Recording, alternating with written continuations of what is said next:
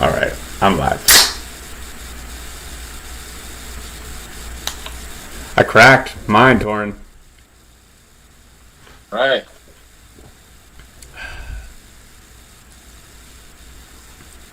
It's one delayed. All right, we're going live for the first time. We'll see how it goes. Yeah. We, Welcome all YouTubes. yeah, I'll use 0, 0. Oh, we got one viewer, which I think is you. Yeah, yeah. Drink for the one viewer. All right. So, yeah, we are going to be talking some soccer today, and we have a few drinking rules. We have a lot of drinking rules, actually, but these are the key Yeah. ones that we'll be going with. So, last place in fantasy or Pickems, which I think you qualified for one of these, unfortunately. Well, I think you need a drink anyway because I beat you in Pickems, but I got last in fantasy. Okay, fair enough. One for me and one for I'll you. drink. I'll drink more than one. Okay. And then previous week's red cards, I actually don't know that one. I think you might have it. Prop bet losers, and then during the show, any mention of an American, missed trivia questions, technical difficulties, which I know there will be many, Hmm. and we have a few more as well. But Yeah. that those are found in the description. I put them all in the description of the video, so you can always check that out. Yeah. And Did you we mention the have the Battleship? drink Yeah. counter as well. So Oh yeah. we'll start at 1-1. I think that's fair. If you want to, because you beat me with Pick'ems. Well, yeah, but I think you're gonna come out ahead here. So yeah, so Pickems, I just edged you out. I was at 110. You were at 100. And then fantasy, I was dead last, sixth place. I was only 10 points behind you in third, so I wasn't far behind. But To be fair, it was a tough week in fantasy for everybody. it was, and it Yeah. was. I mean, I think I missed fifth by like 3 points or something, so I wasn't too upset. However, on the prop bets, you did edge me out here. So you had picked Wolves to either tie or win on the road, and they pulled out the tie, 1-1. You know it. And I had picked Southampton to win on the road, and they lost. So there's another drink for me. 2 for you, baby. And then we've got the red card rule. So there was only one red card in the Premier League last week. It actually came in that Wolves game. Diego Costa in the 97th minute getting a red card. If you had to put money on who it was going to be, I think Diego Costa would have been the runaway favorite. So I'll drink to him. The one and only. And then somehow, some way, there was 0 red cards in the Champions League in the last match day, which I Yeah. found unbelievable. I mean, it doesn't. It's not that surprising because only like 3 of the games were meaningful. You know. Yeah, but I would expect at least, I mean, in the Champions League final group stage game, I was expecting at least 1 or 2 in some of those tight games. Yeah, some pissed off losers wanting to just get revenge on somebody.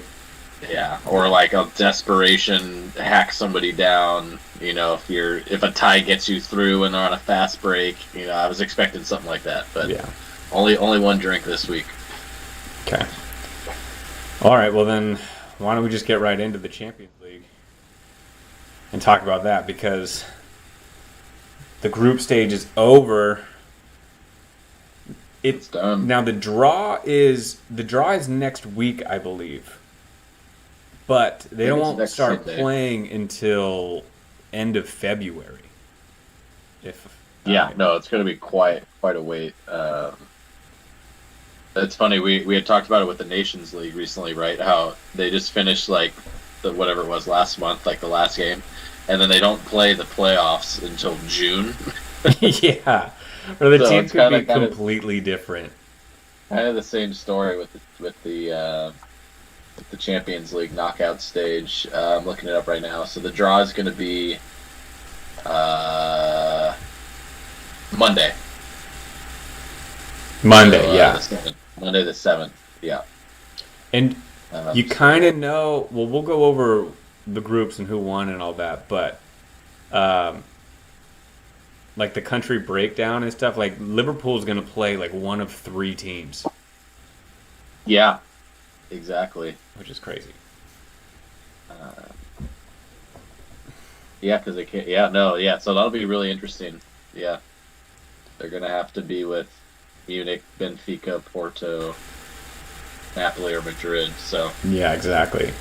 All right, so do you want to go and they through the can't play picks and Napoli. see who So. won? Because I know it's going to be close, but I actually don't know Yeah, who no, won. I figured we'd do this live, so so going into this, we don't know who won right now, so this will be exciting and fun to go through. Yeah. Okay. So So we don't. hang on. So at the beginning, before the first game, we picked who would be first and second in each group in order. Like we picked one to be first, one to be second, not just two teams. So we Yep, get 1 point exactly. for getting a team that to advance picked correctly. That was Exactly. poorly worded. Yep. And then an additional point if we got them exactly in the placement that we chose.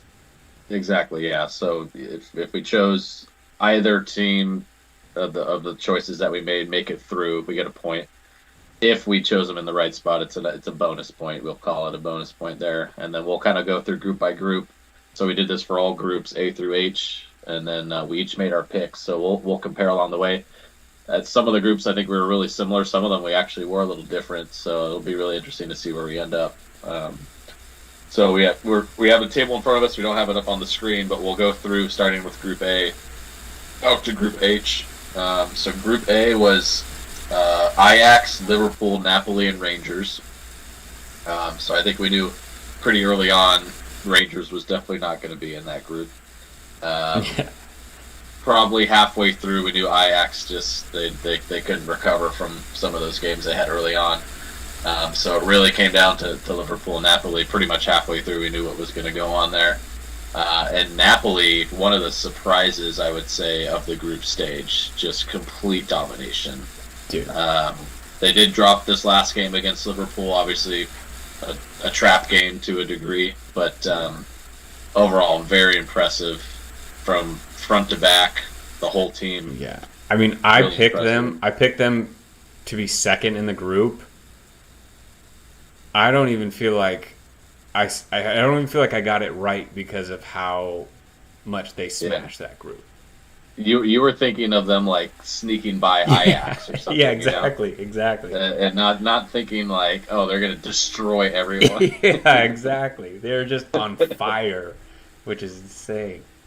Yeah. So Austin, you chose Liverpool and Napoli. You had Liverpool in first, Napoli in second. So the reverse happens, right?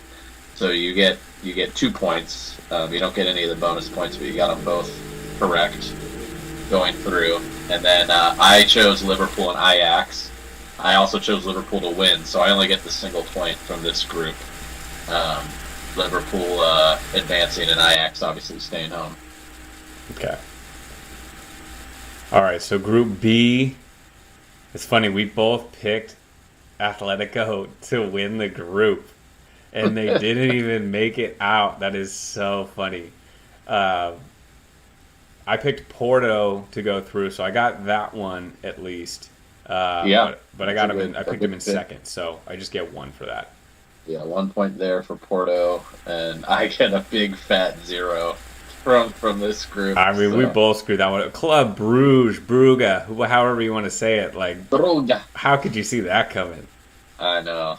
Yeah. Pretty crazy. I love it, man. I love seeing at least some of these groups turn out just completely upside down. It's pretty awesome. Yeah, especially in the group stage because it's less of a Yeah. fluke. You know, it's like you had to Yeah, play it means it's six just games. Yeah, So yeah, it's really awesome. So through two groups here, so a perfect score would have been 8 points. I'm sitting at 1 point. The first two groups. well, I only You're have sitting three, so don't at feel 3 too bad. points. Yeah. So. You nailed this Uh, next one, so you're gonna jump in first, I think.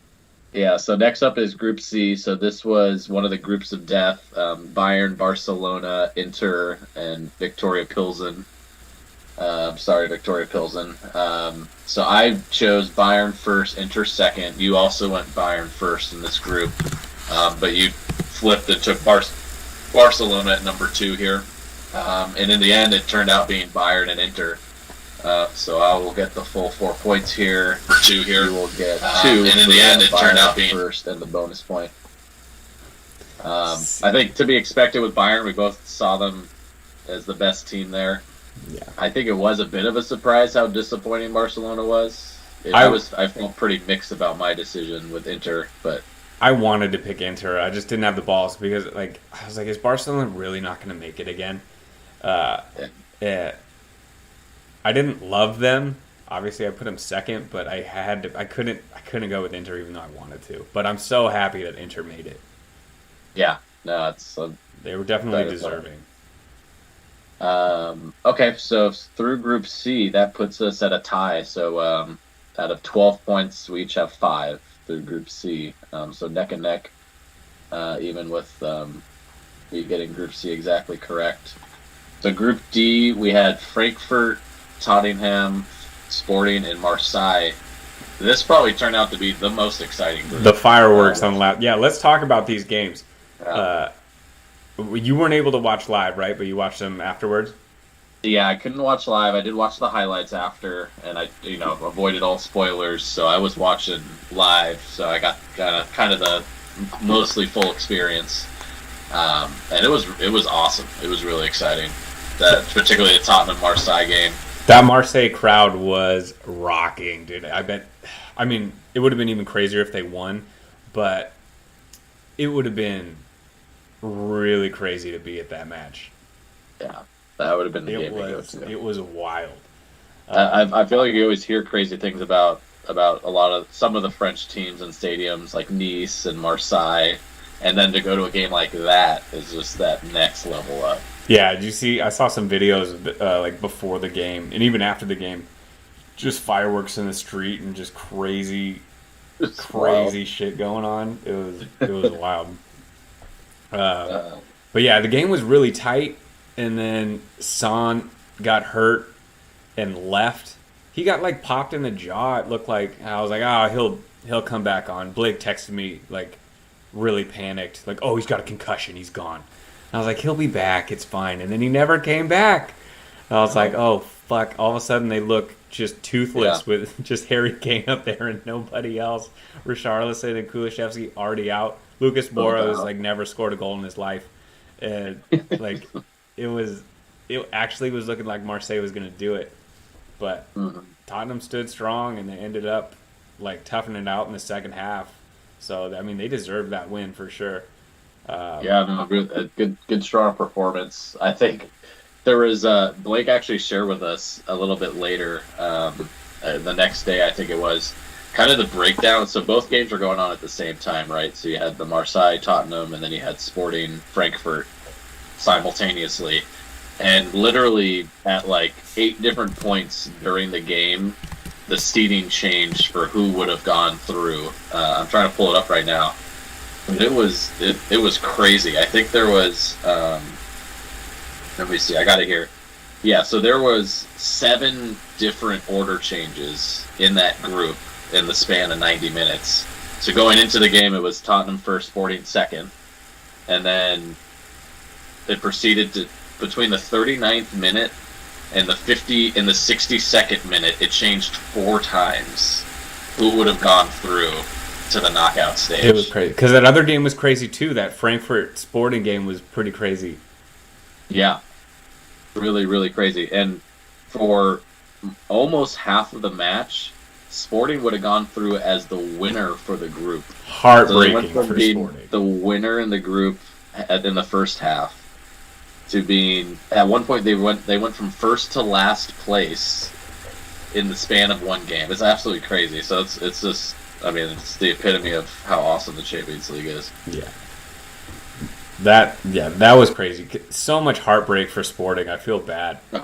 Even going back to like the Tottenham game, we're just like, oh man, dude. Even for Marseille too. I mean, it's just I know that was one of the ones where you just wanted all 4 teams to go through. Yeah, and going back to our picks, we both picked Tottenham to win. And they won, not convincingly, but neither of us picked Frankfurt. I wouldn't have picked them in a million years. I probably would have picked them to finish 4th. But yeah, they look good, man. They played well as a team.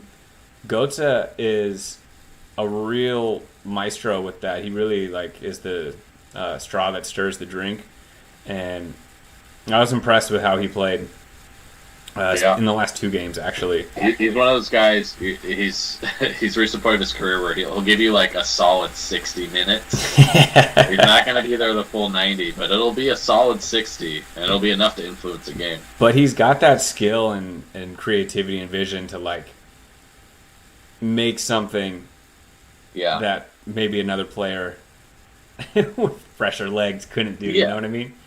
Exactly. Yeah. He's just a good player. He's a good player. Thinking of our boy Pirlo, a little bit like that. Oh, and you know what? Marseille they deserve to lose because they didn't put my boy Payet in the game at all. I know. What? Even when they were down. How do you not put him in? And they didn't play Under either until super late. Yeah. I'm like, you guys need to win. What are you doing? I don't quite get that one. Sorry, rule change halfway through, but we'll go back and change it from the beginning.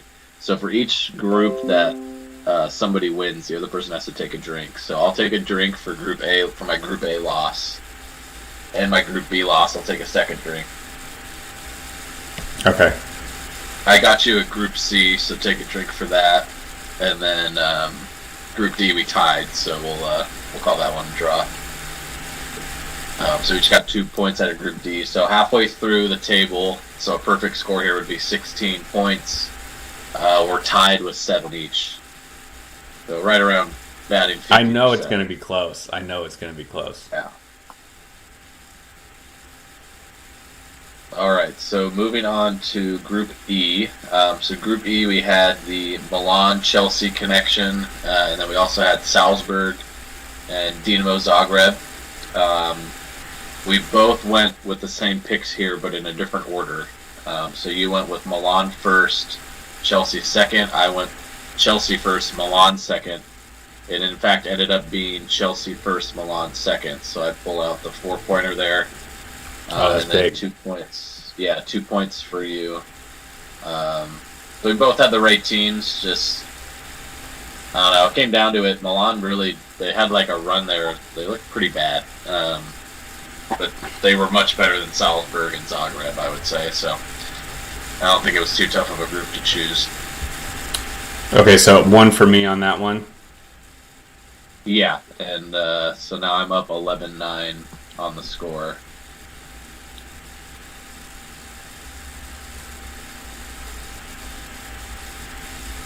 And then we're on to Group F. So Group F was Real Madrid, Leipzig, Shakhtar, and Celtic.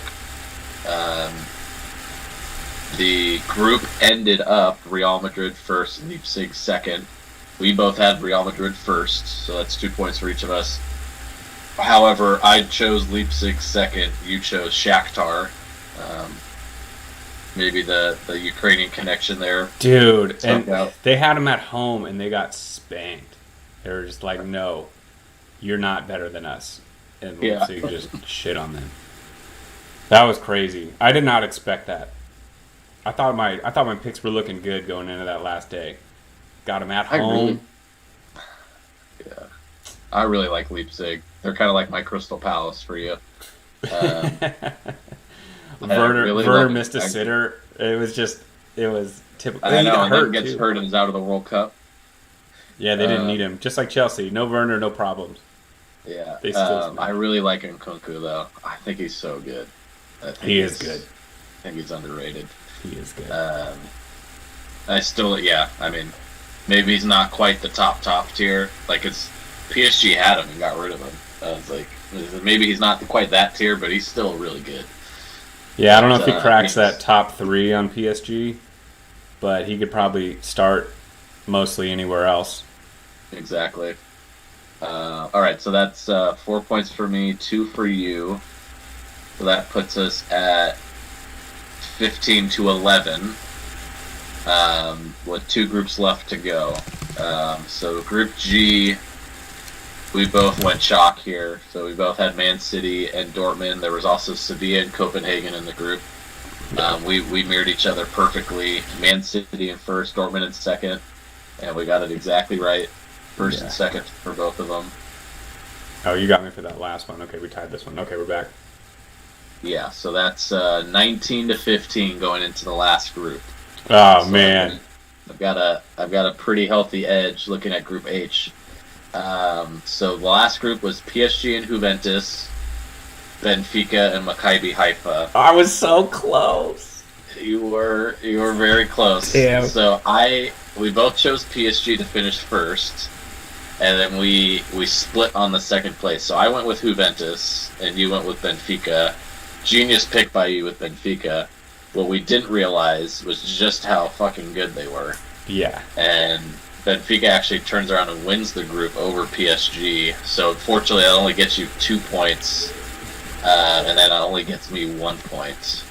All right, so I win that group. You win that so group. That's a drink for you, but then you win the overall, so I'll drink twice for that one. Yeah, so the final score is 20-17. That is close. I think that's pretty damn close. Yeah. Out of 32 available points, so we actually both finished about 50%. So that's, I think, a great job overall. I did want to quickly talk about Juventus for a second. I think the most disappointing team of the group stage. I mean, Barcelona? Looking at all the teams. I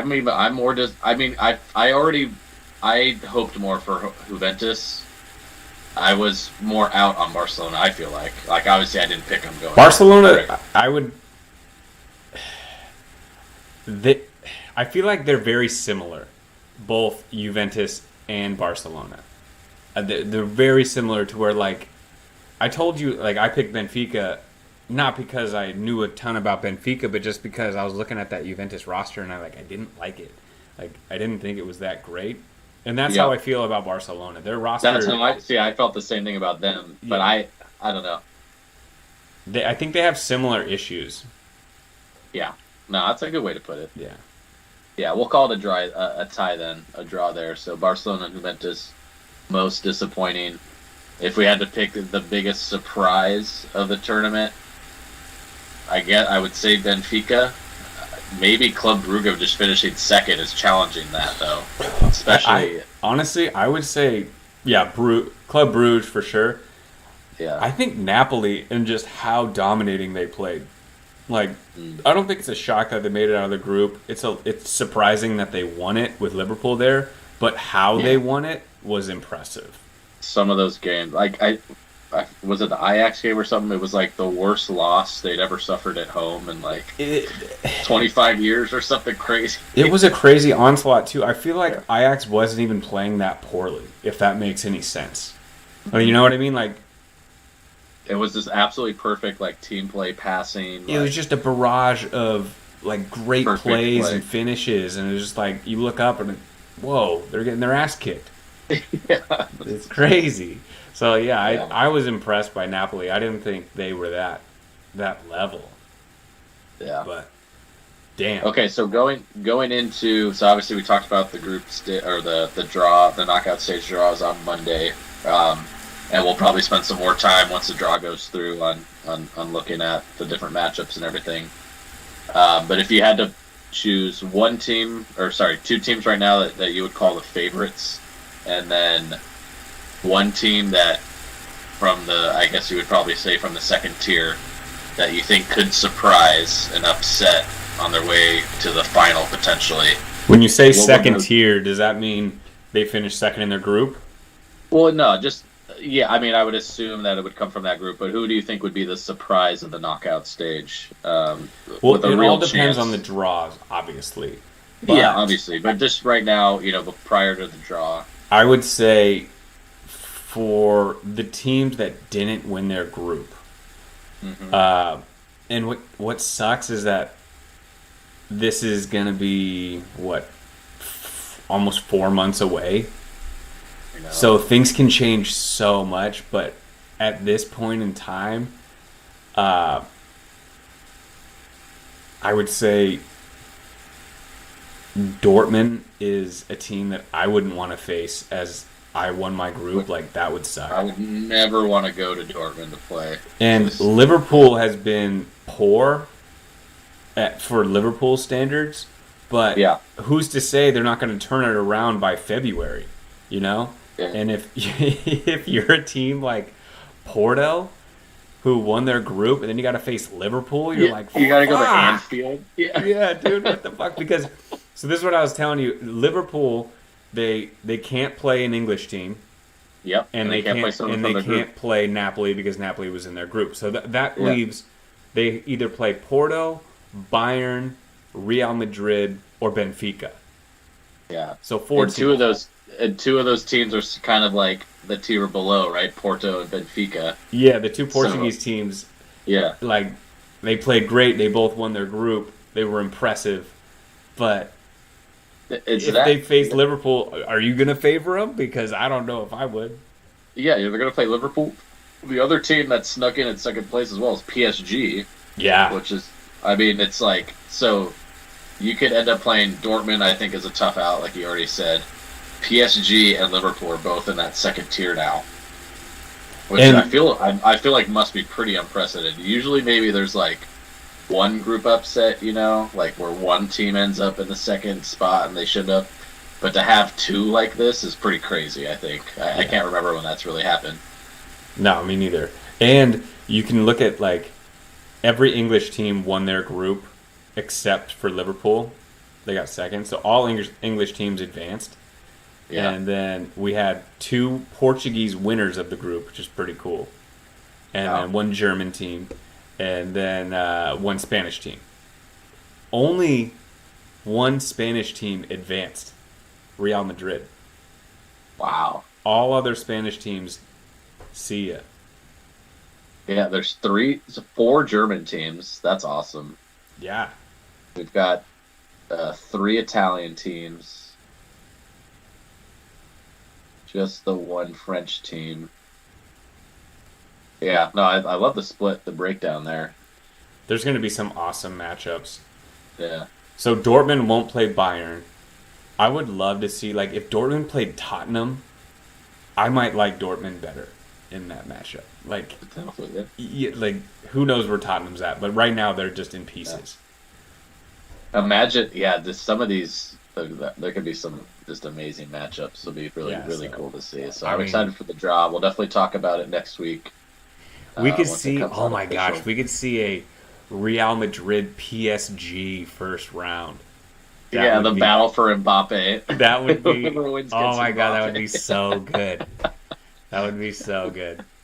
I would love to see that. Man. Yeah, there's some great matches. You could have like Chelsea Inter. I think would be awesome. Some of these matchups would be amazing. Yeah.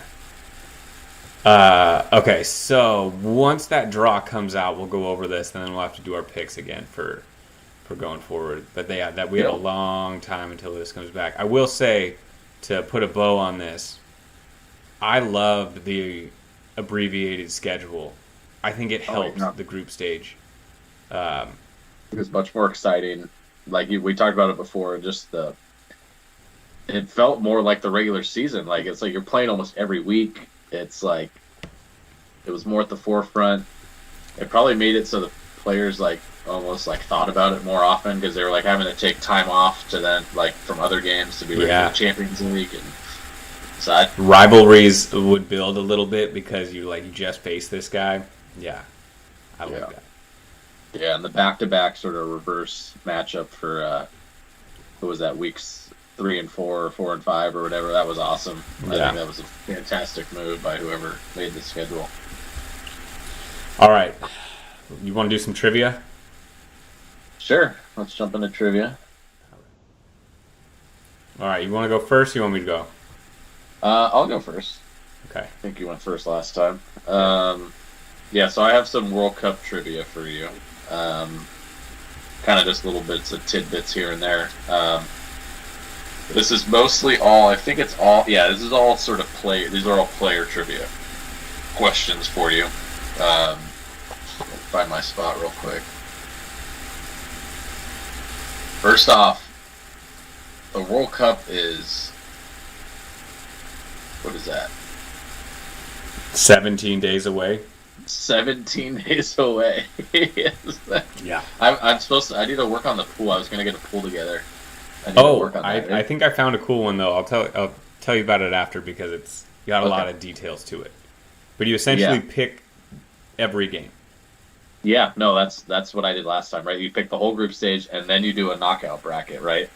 from the very beginning? Sort of. There's a lot. Okay. There's a lot of conditional rules, but yeah, Okay. I'll send it to you. Sweet. Yeah, definitely want to check it out.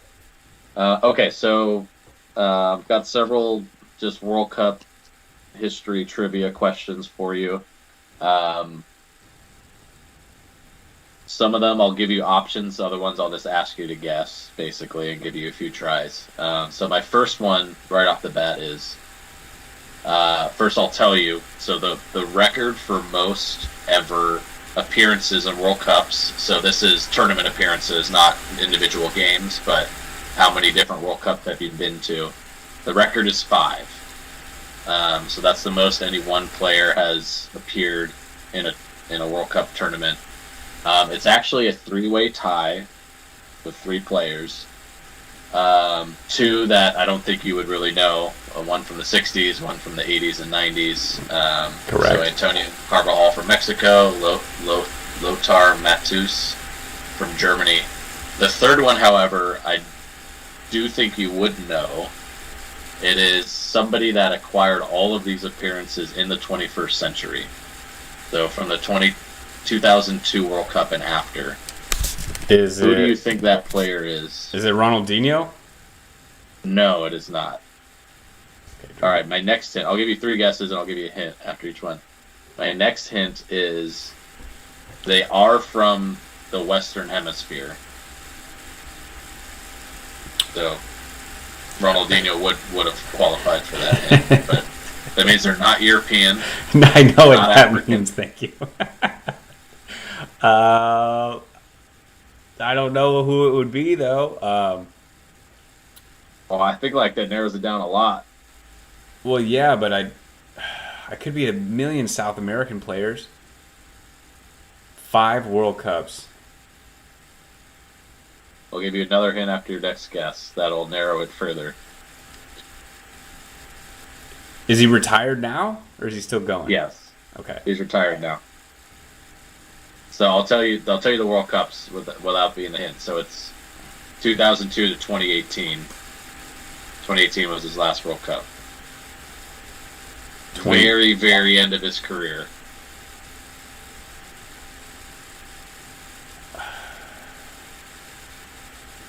I'm like cycling through the South American countries right now. Who got like a super early start? I don't know. It's got to be from like maybe like a Diego Forlan. That's a good guess, but no. Okay, the final hint is he's not from South America. Oh, Mexico. What's his name? Oh, dude, I see his stupid face. He had like the hunched back kind of. Kinda. What the fuck was his like... name? Oh my god. Oh my god. Tony's gonna kill me for not knowing this. His name is totally slipped my mind. So you know he played on Barcelona for a stretch, right? Shit, I can see it. He's an ugly motherfucker, that guy. War number 10. What was his name? I'm not gonna get it. I'm just drinking. I'm giving myself 2 for this one. This is bad. All right. It is Rafa Marquez. Oh, I was actually thinking of the other dude. Rafa Marquez, he's a good looking guy. Yeah.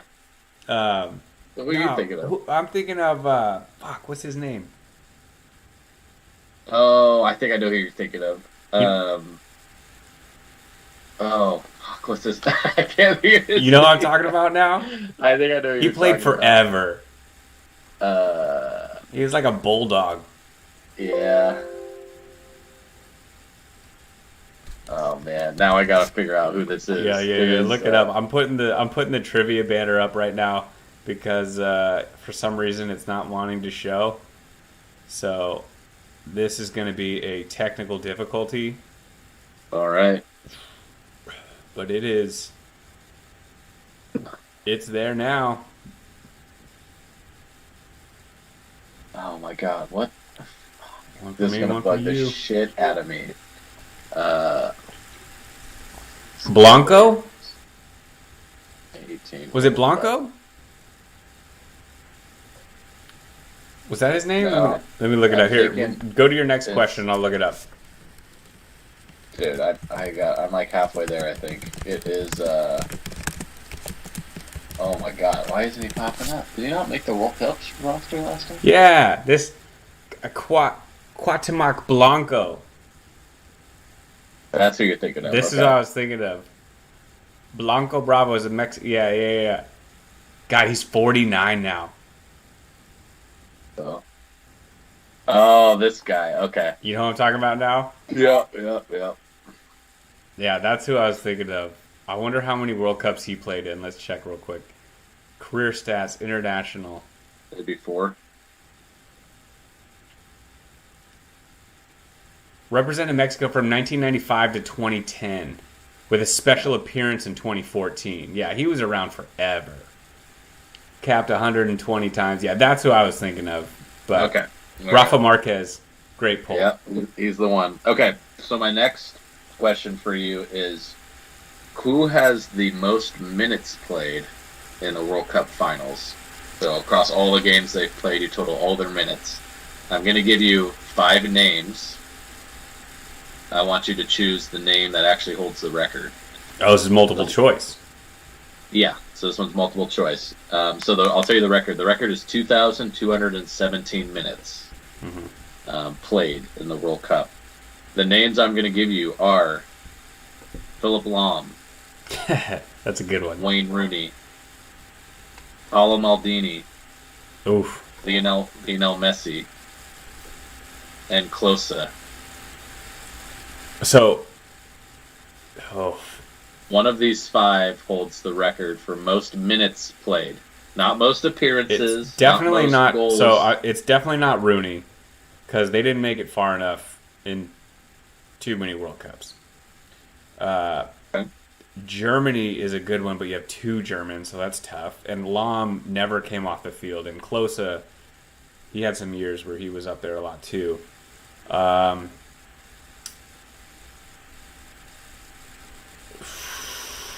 Messi is a choice, but they got second. They got runner-up that one year, but other than that, they had a lot of disappointing seasons as well. So I'm going to stick with Germany because they had a lot of success.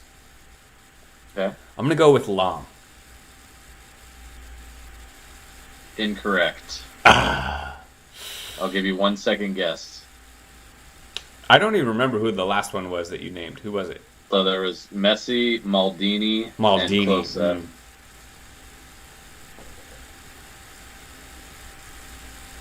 Shout out my background. I know. I'm going to go with Maldini. It's Maldini. I know. I'll drink for that one too because I didn't get it right. I did not realize he played that many games, really. So to accumulate the most minutes is a pretty substantial record. So Well, yeah, he was playing when he was super young. Yeah, so it was across 1, 2, 3, 4 World Cups. So 1990 to 2002, he acquired the most minutes played.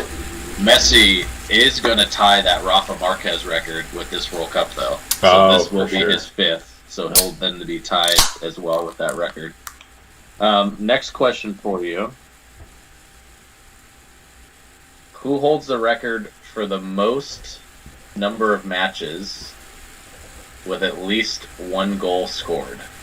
So, just a second, I gotta find the stat here. Consecutive matches with 1 goal scored?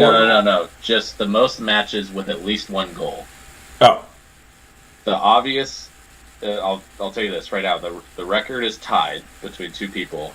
The obvious person is a name I already said, who is the all-time goal-scoring leader, which you probably know, which is Klose. Well, that was in 1 World Cup. No, I'm saying across their whole World Cup career. Okay. Who's had the most games with at least 1 goal? So who's scored in the most number of matches? So it's Klose and 1 other person? Klose and 1 other person. I'm wondering if you can name who that person is, and I'll give you 3 guesses. Is it the other dude in the photo behind you? Fuck! It is. Got him. All right. Dude, struck me out right there. Nice. Oh, yeah. Great guess. Yeah, so they both have 11 games that they've scored in across all their World Cups. He was a monster, man. He was a monster. So good. All right, quick question for you. Who holds the record for the most saves in a single World Cup match? Tim Howard. Got it. Feeling it, dude. 2 in a row? You gotta take my drink counter up there. Oh, and we both named an American. Let's go. Drink. All right, just a couple more for you here. Which current coach has won the World Cup both as a player and a coach? Oof.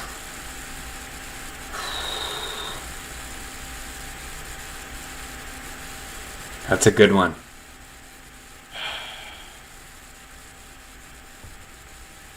I don't know international coaches very well.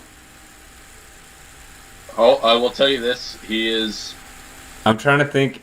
My immediate thought was the Italian coach. Don't ask me why. In 06, but I have no fucking clue who that was. I don't know. I'm gonna throw in the towel and drink on this one because I'm not gonna get it. Okay. It is Didier Deschamps for France. So he won in 98. Man. And they won in 2018, 20 years later as the coach. He was on that 98 team? Yeah. He looks like he's like 57. I think he was the captain, actually. Yeah. You know, I was in France? Because I think Zidane was still kind of young then, so I think he was the captain. Yeah. I remember a lot of dudes on that team, but I don't remember him. Did you know I was in France for that World Cup? Yeah, I remember you telling me the story about, was it Thuram, I think, that you watched, and you were like, who was it? Was it Thuram? No. Whatever defender that you were just like, or was it Gallus? Oh, it might have been Thuram, yeah. I don't think Gallus was there yet. Yeah, it was Thuram, I think. I remember you telling me the story how you watched him and you just were like in shock at how good he was. He was fucking good. Such a beast. He was good. And they had Djorkaeff was their forward up top. Do you remember that dude? On France? Yeah. I don't remember. He was like a white dude. Yeah, I don't remember him. Yeah. I can only think Trezeguet right now. Trezeguet. Oh, man. Loved Trezeguet. When he was on Juve, oh, man. That was the dude that he got hurt too much, but he was good. Loved Trezeguet. All right, my last question for you is... Sorry. Two more questions. My next question is, who do you think has the most yellow cards in the history of the World Cup?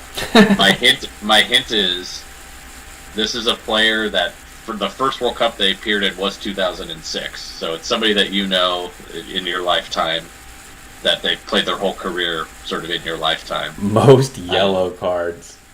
The record is 7 yellow cards, and they did this across 1, 2, 3, 4 World Cups. Oh. So it's somebody pretty notorious for getting cards. That's also probably somebody that played a lot of games, right? So maybe their teams went far. I'll give you 3 guesses for who you think this is.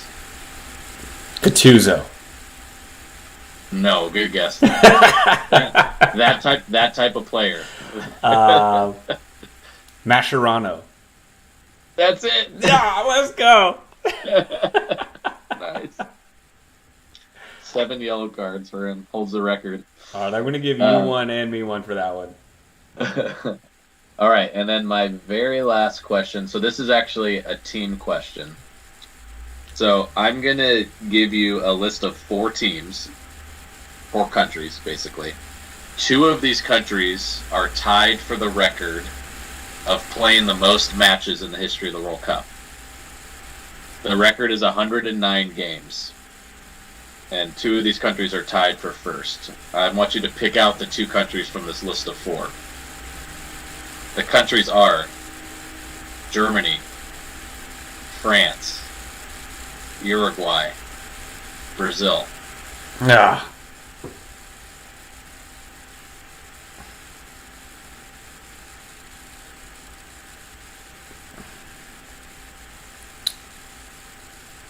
I want to say Brazil is one of them. So that your first guess? Yes. Correct. That is one of them. This next one is hard. The one out of the other three Yeah, is tied with Brazil for the most matches played. I know Uruguay has the most titles for the first one.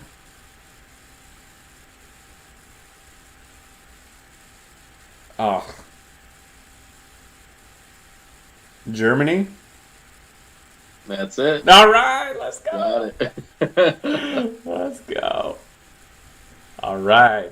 Awesome, great job. And then my last little bit of tidbit, not a question, but as I was going through this, looking at the different stats and trivia, I thought it was interesting. There was a coaches section I was going through, so lists the different coaches' record, oldest coach, youngest coach, all this stuff.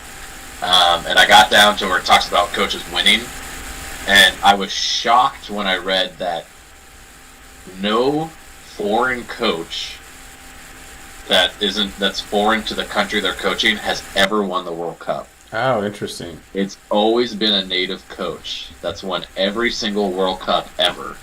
Wow. So, because I always think of like, oh, this country has this coach from like the Brazilian coach is coaching the Spanish team, and the Italian coach is coaching the English team. I feel like I've seen it so many times and like over the years, and never ever has a foreign coach won a World Cup for another country. That's interesting. Yeah. That would be cool, though. Hey. I'm trying to think. I don't know enough international managers to even know right now who fits those qualifications. I know we had Klinsmann for a while. Yep, that's a good one. Gareth Southgate is obviously English. Roberto Martinez for Belgium. He's Spanish. Oh, there you go. So that's he has a chance of winning. They have a chance of winning. Yeah, that's a feasible one. Yeah. That's good. Yeah. All right, that was your last one? That's it, yeah. Okay. All right, let me pull up mine real quick. Okay, so we are the Ballon drunks. This is the Ballon d'Or trivia section. Ooh. So, I found this really interesting. So, I don't know if you know the history of the Ballon d'Or, but I'll paraphrase it so I don't have to read this whole Wikipedia article. But essentially, it started as a French magazine, France Football, in 1956. Okay.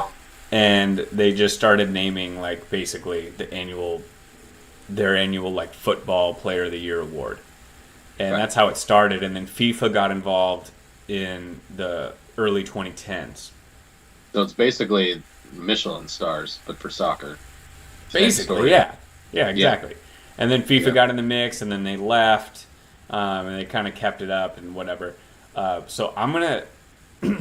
It started in 1956. I'm not going to go that far back because we're not going to get any of these. But I want to start in 2000... Where is it? 2008. Cristiano Ronaldo won it in 2008. Get this.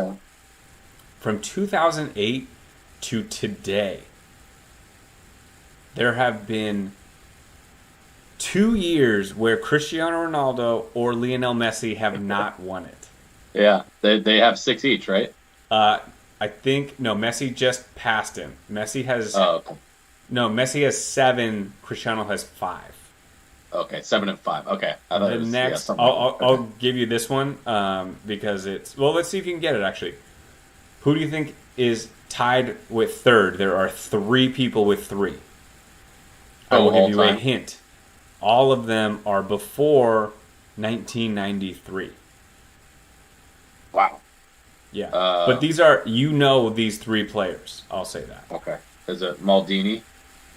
No. What the fuck? Okay. Too early. He's too recent. He would be... Maradona? No. What the fuck? So when it was older, I was reading about this. It was basically the European player. Nowadays, it is all players. But back in the day, it was just European. So think of just Oh, you European had to be clubs. from Europe. Yeah, European club teams. Oh, okay. So that Ooh. was I was reading about the Before- history. That's kind of how it was. Before 93, huh? Yeah, most of them are in the. We have one in the 70s, one in the 80s, and then one in the late 80s, crossed into the early 90s. Cruyff. Got it? Okay. Beckenbauer. Good guess. He's got two. Okay. Damn, I need to know my history better.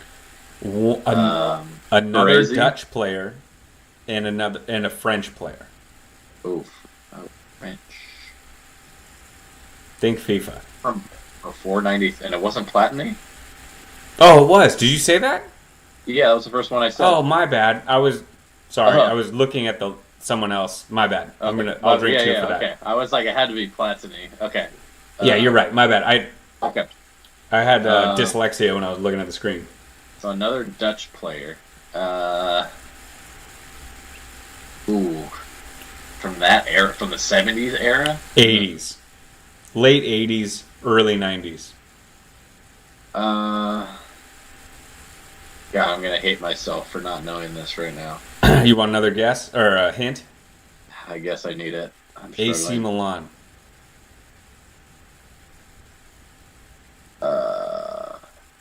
What the fuck? I feel like I'm like picturing somebody and just completely blanking. All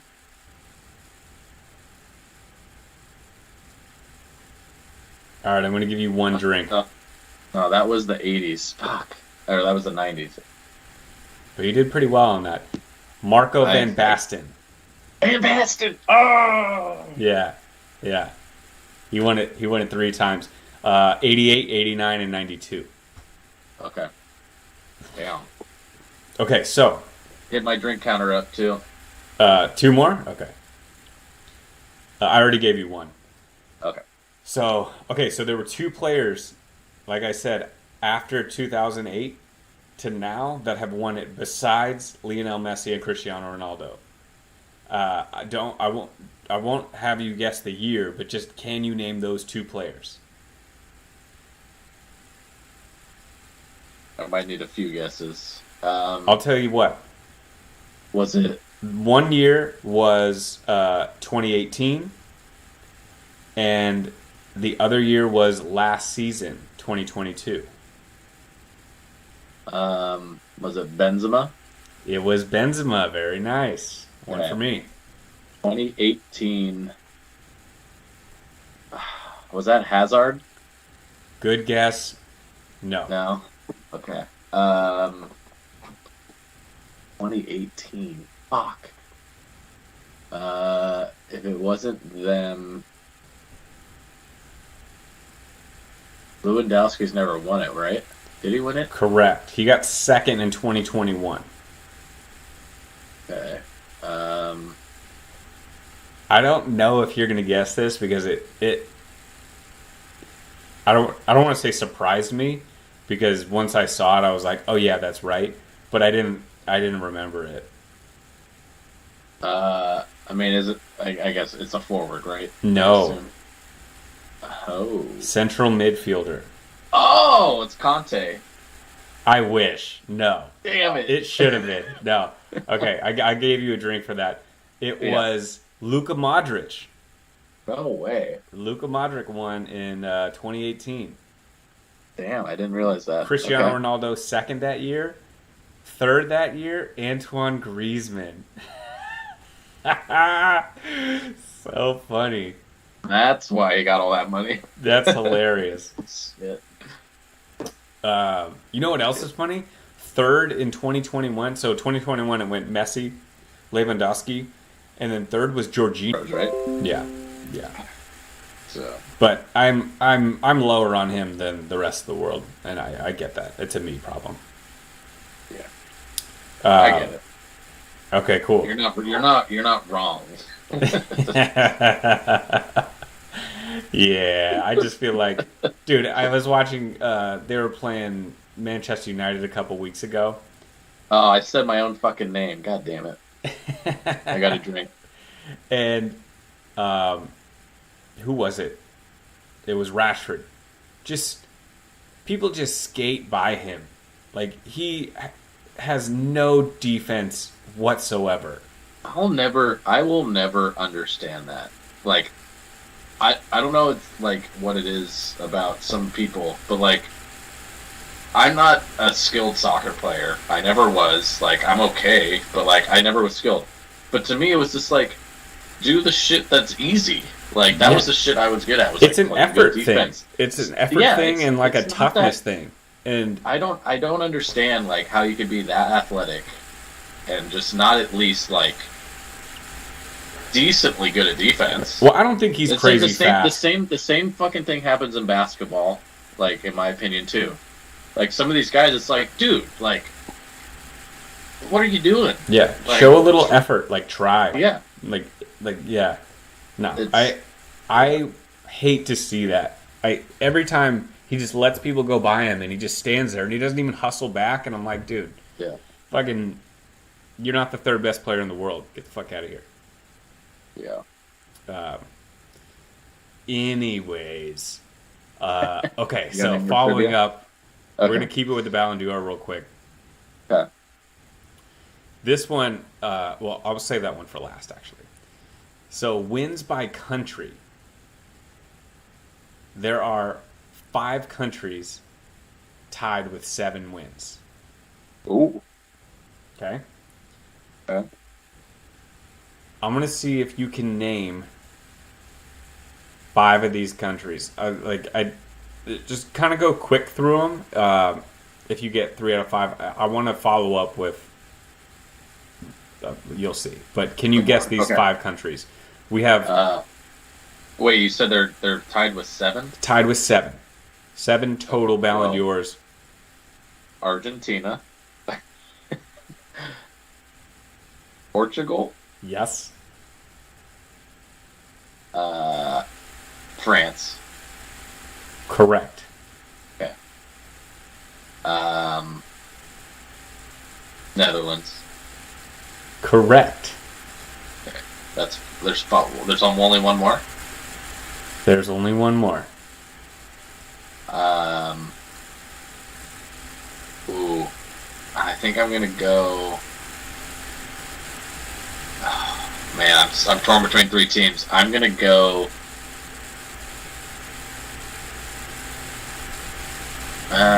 Yeah, Italy. Ooh, so close. They're second with 5. But I'll Germany? give you that. You got 4 out of 5, so I'll drink for that one. It is Germany. Damn it! I was a 2. I was so close. Oh man. So this is super funny. So following up on that, so those 5 countries have 7. You said Argentina and Portugal, obviously because of Cristiano and Messi. Messi is the only Argentinian to ever win one, so he's got 7. Yeah. 2 of these countries have 5 different players that have gotten one. So which 2? Germany. Germany. And 5 different to get 7. Yeah.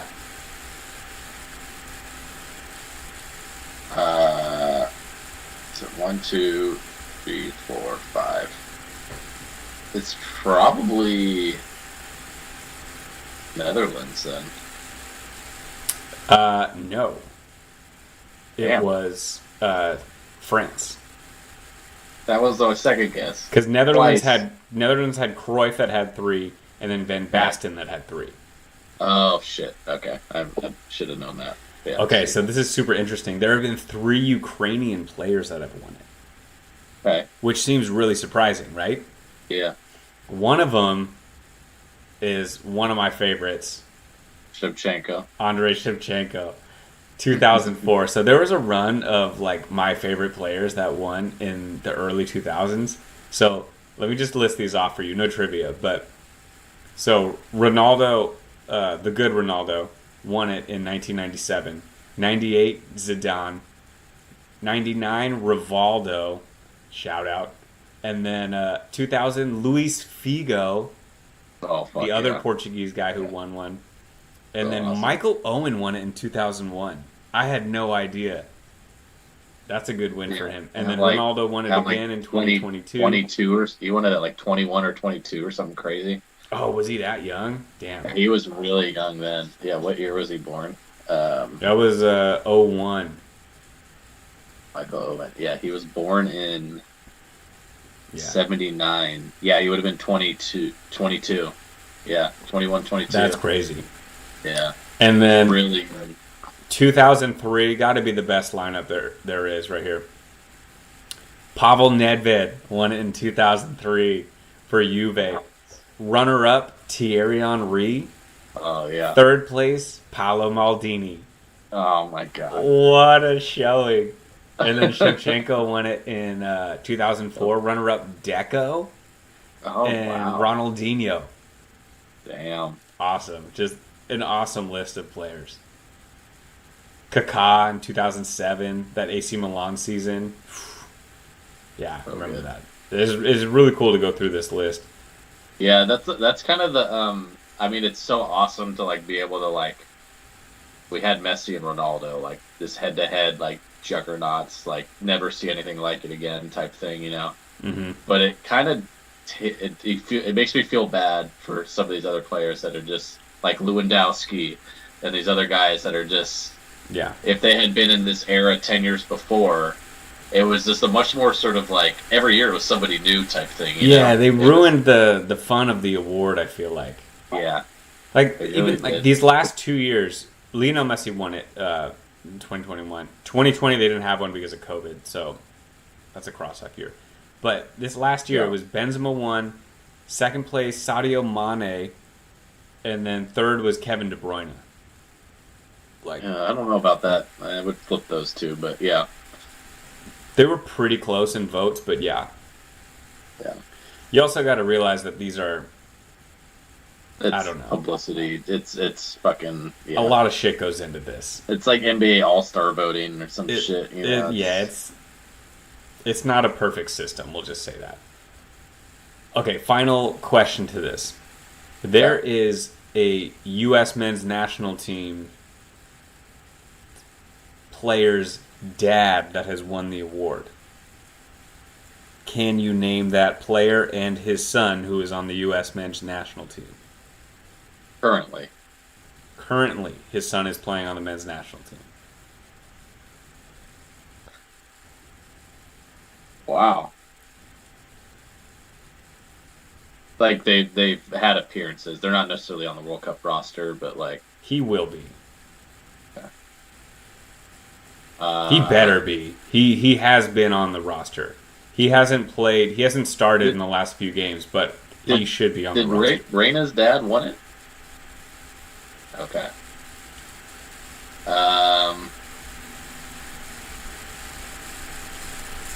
Whose dad was fucking good? Yeah, I knew this one because I had looked it up before, but yeah, I want you to guess. Okay. Is it?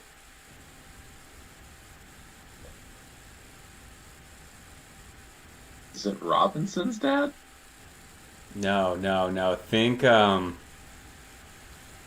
he hasn't been playing lately.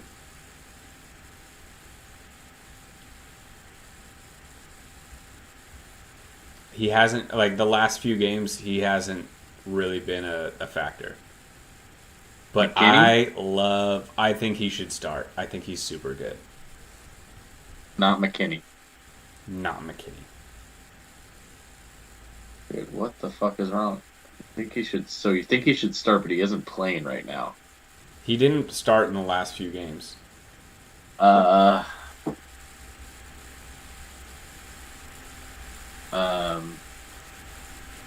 give you one more guess. Fuck.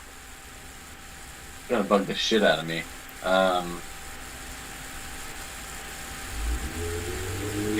Is he? I'll tell you. Any other hint? Like, does he play in like Plays- one of the European Plays in the leagues? French league.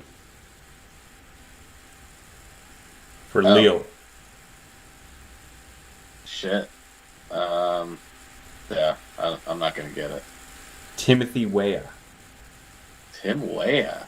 His dad, George Weah, was a fucking stud. You need to Okay. watch a YouTube video of his highlights because he was a boss. He was Okay. a center forward that would just bulldoze people and just super strong, fast. He was like Haaland before Haaland. Okay. He was such a boss. Yeah, what was his nationality? I think he's probably like, what is he like? Liberian. That's what he was. Liberian. Okay. Yeah. I think he should play. Or I think Weah should for sure like be on the team and play. Like he should start. Yeah, I think he could start, but It's tough when you're gonna have like Pulisic, Aronson, Reyna. yeah. I would also like to see Reyna start, but he brings it. I think this coach is a fucking moron and doesn't play the best players. He plays a system. Okay, we talked about it before, but what the like? Tim Ream, like what happened there? He still has time to put him on the roster, but put that fucking guy on the roster. Dude, he's not going to. It's so stupid. Yeah. It's so stupid. Like, I think his rationale from a quote that apparently he was quoted as saying he wants to play a high line and Tim Ream is not good at playing a high line. Who the fuck in professional soccer plays a high line like that? My thing is if you can only coach a system one way, you're a bad coach. Yeah. And you're not flexible enough. You need to take your best players, the best players, and put them in a position to win. Like, you need to be flexible. You can't be like, this is how I play, so I'm going to pick a guy who plays my way, even though he's shit, and this really good player isn't going to play. Like, it's really dumb. I think it's an ego move, and the best players win games. Coaches don't win games. Even if I didn't realize tells you otherwise. Do you know how old Tim Ream is though? No. 35. Even better. I know. I didn't realize. I was like, oh well, maybe like he needs to get more experience. You know, I'm like, wait. No, you can be an adult in the room. You know. Yeah. Dude, what? Yeah, he needs to be on the team. He's captaining. He captains a Premier League team. Not just any Premier League team, a Premier League team that is top half of the table. Yeah. That is pushing for a Europe in the spot. Premier League. Like, how is that dude not on the roster? He doesn't need to start. He doesn't need to play. Just put him on the roster. Put him in the clubhouse. Yeah, like. It blows my mind. It blows my mind. And if he's like, oh, I want to get the young guys experience for the next World Cup, even that, I'd be like, dude, you're not even going to be here for the next World Cup. Try to win this one. Ridiculous, man. It's so I just looked it up. So the last time he was picked to, like during an international break was October last year. So a year ago was when he was last picked, and he said he actually withdrew from the squad when he was picked for family reasons. He said back then, but ever since then, he's been left off every single call sheet since a year ago. I have a feeling that it's something we are not privy to. That there's something going on. Because from what I've seen and heard, like he doesn't seem that upset about it almost. Like, I don't know if that's him just like coming to realization like it's not going to work with his coach or what, but like there isn't a lot of drama about it, I guess, sort of in the air coming from his side. So I don't know. I don't know either. All I know is it's dumb. And he needs to be on the team. For whatever reason that he's not, it's wrong. And he should make the fucking team. Because if you had to pick a weak spot on our roster, it's our center backs. I think they're god awful. Every time they get the ball, they try to be like fucking 2018 or whatever. I can't remember the exact year, but they try to be Spain or Barcelona. And it's like, dude, 2010 Spain. Yeah. You're not good. You're not good with the ball. Just kick that shit up to as far as you can, because you're giving me a heart attack. Like, there will be a Harry Maguire moment for the U.S. where they fuck up and just give a goal to somebody. It's going to happen. I'm already preparing myself for it mentally. Yeah, there's some shitty giveaway or some. Yeah. Yeah.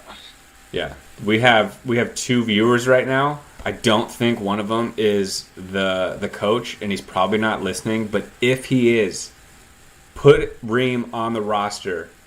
You are a moron if you don't. Stop being a dumbass. Captain of a Premier League team.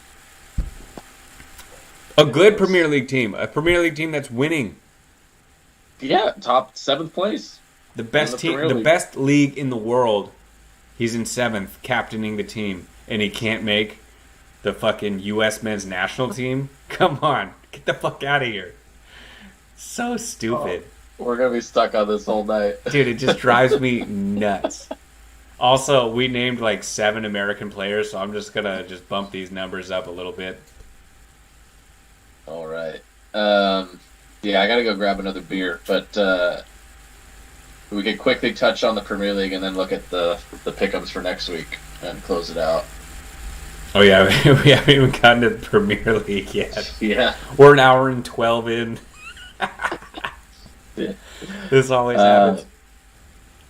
My kid's going to wake up in about 6.5 hours, so go get that beer. I'll set up the next spot. I'll just ramble about how stupid that coach is. Yeah, there's too much politics in soccer, as I talk to myself. Hopefully you can hear me, Torn. But it was all that shit. Remember France? Benzema should have made the roster like 17 times and never did. Like, even if he's not going to start, he should be on the roster. There's so much shit. Yeah, there was a lot of background shit with that, though. That's the thing. It's always something. Yeah. And it's but I remember reading some article about, I forget how valid it was, but there was like something came out about the Brazil national team that there was some shady like sort of bribery, whatever, corruption shit going on. Oh, I bet. Where sponsors were able to choose the team, like sponsors like were paying the National Football Association, and they were able to have influence over which players would get picked. So that like their athletes, right, would be like, oh, like we have this guy on the Brazilian team, that's played in this game for the that type of shit. So I bet there's a lot of that shit in the shadows that goes on. Well, Brazil's always been weird because you've had so many Brazilians go play for other countries. Yeah. Like, not as many these days that I can think of, but like there were a ton. There was fucking Diego Costa, Jorginho, who else? There was always Thiago is Spanish. Who's the Italian fool? The other Italian before Jorginho, it was... dude. I forgot his name. Yeah, he was super Brazilian. He played like the Busquets role, but he wasn't a bitch about it. What was his name? Was he the guy who got headbutted? No, that's Materazzi. No, Materazzi, yeah.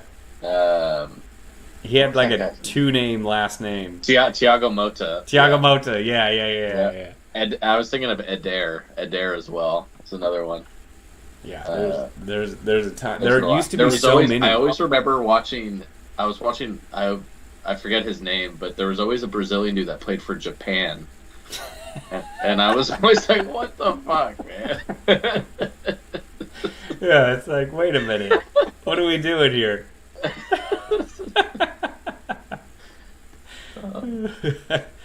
I know. Yeah, I can't think of too many nowadays. Maybe it's a little less so, but Or maybe just the Brazilian talent has thinned a little bit. Who knows? Yeah. All right, let's go through our picks for this week. Last week we both did pretty well. We're gaining. We're closing the gap on the leader. Yeah. So last week there was so looking at just the big games from last week. So we had the awesome upset at Anfield, dude, with Leeds. That was, we were talking about it last week about this game, and we both picked. Did you pick a draw? Gotta go back and look. I remember. I was like, man, I just don't see it, sadly, and I could see. You know what? I did pick a draw. I did. You did, huh? And then I was like, I just don't see it. I feel like coach is going to be fired after this, and he shouldn't be because they're playing well. Yeah. Yeah. And then they won. They fucking won. Dude, it's so awesome. Dude, yeah. I gotta say, Liverpool could easily have won that game. Easily. They had so many shots that were so close. Meslier, dude. Woo! That boy had a game. Yeah. What is he like? What is he like? 16? And he was fucking killing it back there. Yeah, dude, that guy's so young. He had so many big saves. It was awesome. And I don't know if you saw, but after the game, what I really took note of is the players were so happy, like, for the coach. For the like, coach. Gave him, like, huge hugs. Christensen almost, like, crushed him when he gave him a hug. Like, they were so amped. And, like, that shows me a lot. That shows me that, like, they're going to play hard for him. They like him. It gave me goosebumps a little bit, I got to be honest. Yeah. Dude, I've never seen that too, and it was to see that is absolutely amazing. There's coaches where like literally the exact opposite happens, you know, where they're like they're like the players guy out of here. Are as far away from them as possible. Yeah, you know what I'm saying? And then to see that was really amazing. Yeah, that was awesome. That was really awesome. Let's game out here. I'm checking the stats real quick. I want to know how many saves he had. Tim Howard level saves. Dude, yeah. I can't seem to find it, but Liverpool had 10 shots on target. So, I named an American. Actually, 2 with the coach. Marsh. Double drink. All right, then the other big upset of the week was Chelsea going to Brighton with their new coach that they stole from Brighton, their player that they stole from Brighton for £60 million, and proceed to get absolutely demolished. They got their shit kicked in. Yeah. And I was so happy to see it. That was really awesome. I don't know, though, like, what I want to see who I picked. Who did I pick in that one? I did pick Brighton. Let's go. I picked them 2-1. Oh yeah. So many people picked Chelsea. I did, yeah. There's no way I didn't pick Chelsea in that one. There's absolutely no way. I was stoked on that one. My Crystal Palace boys got me an exacto. 1-0 yeah, so I Southampton. barely edged you out on the results then. So it was You beat me by 10. 10, yeah. So I got, let's see here. So I got 1 exact and then 6 correct, but one of the 6 was my bonus 10. So that was enough to edge you out because it looks like you missed your bonus. Yeah, I did. That was Liverpool. Liverpool was my bonus. Anyway, yeah, so some exciting games last week. So looking forward, so I assume you went through and did your predictions already. I did. Have you done yours? Week. Yeah, so week 15 coming up. As we go through the picks, we'll take a glance at the betting side as well, see what lines are out there.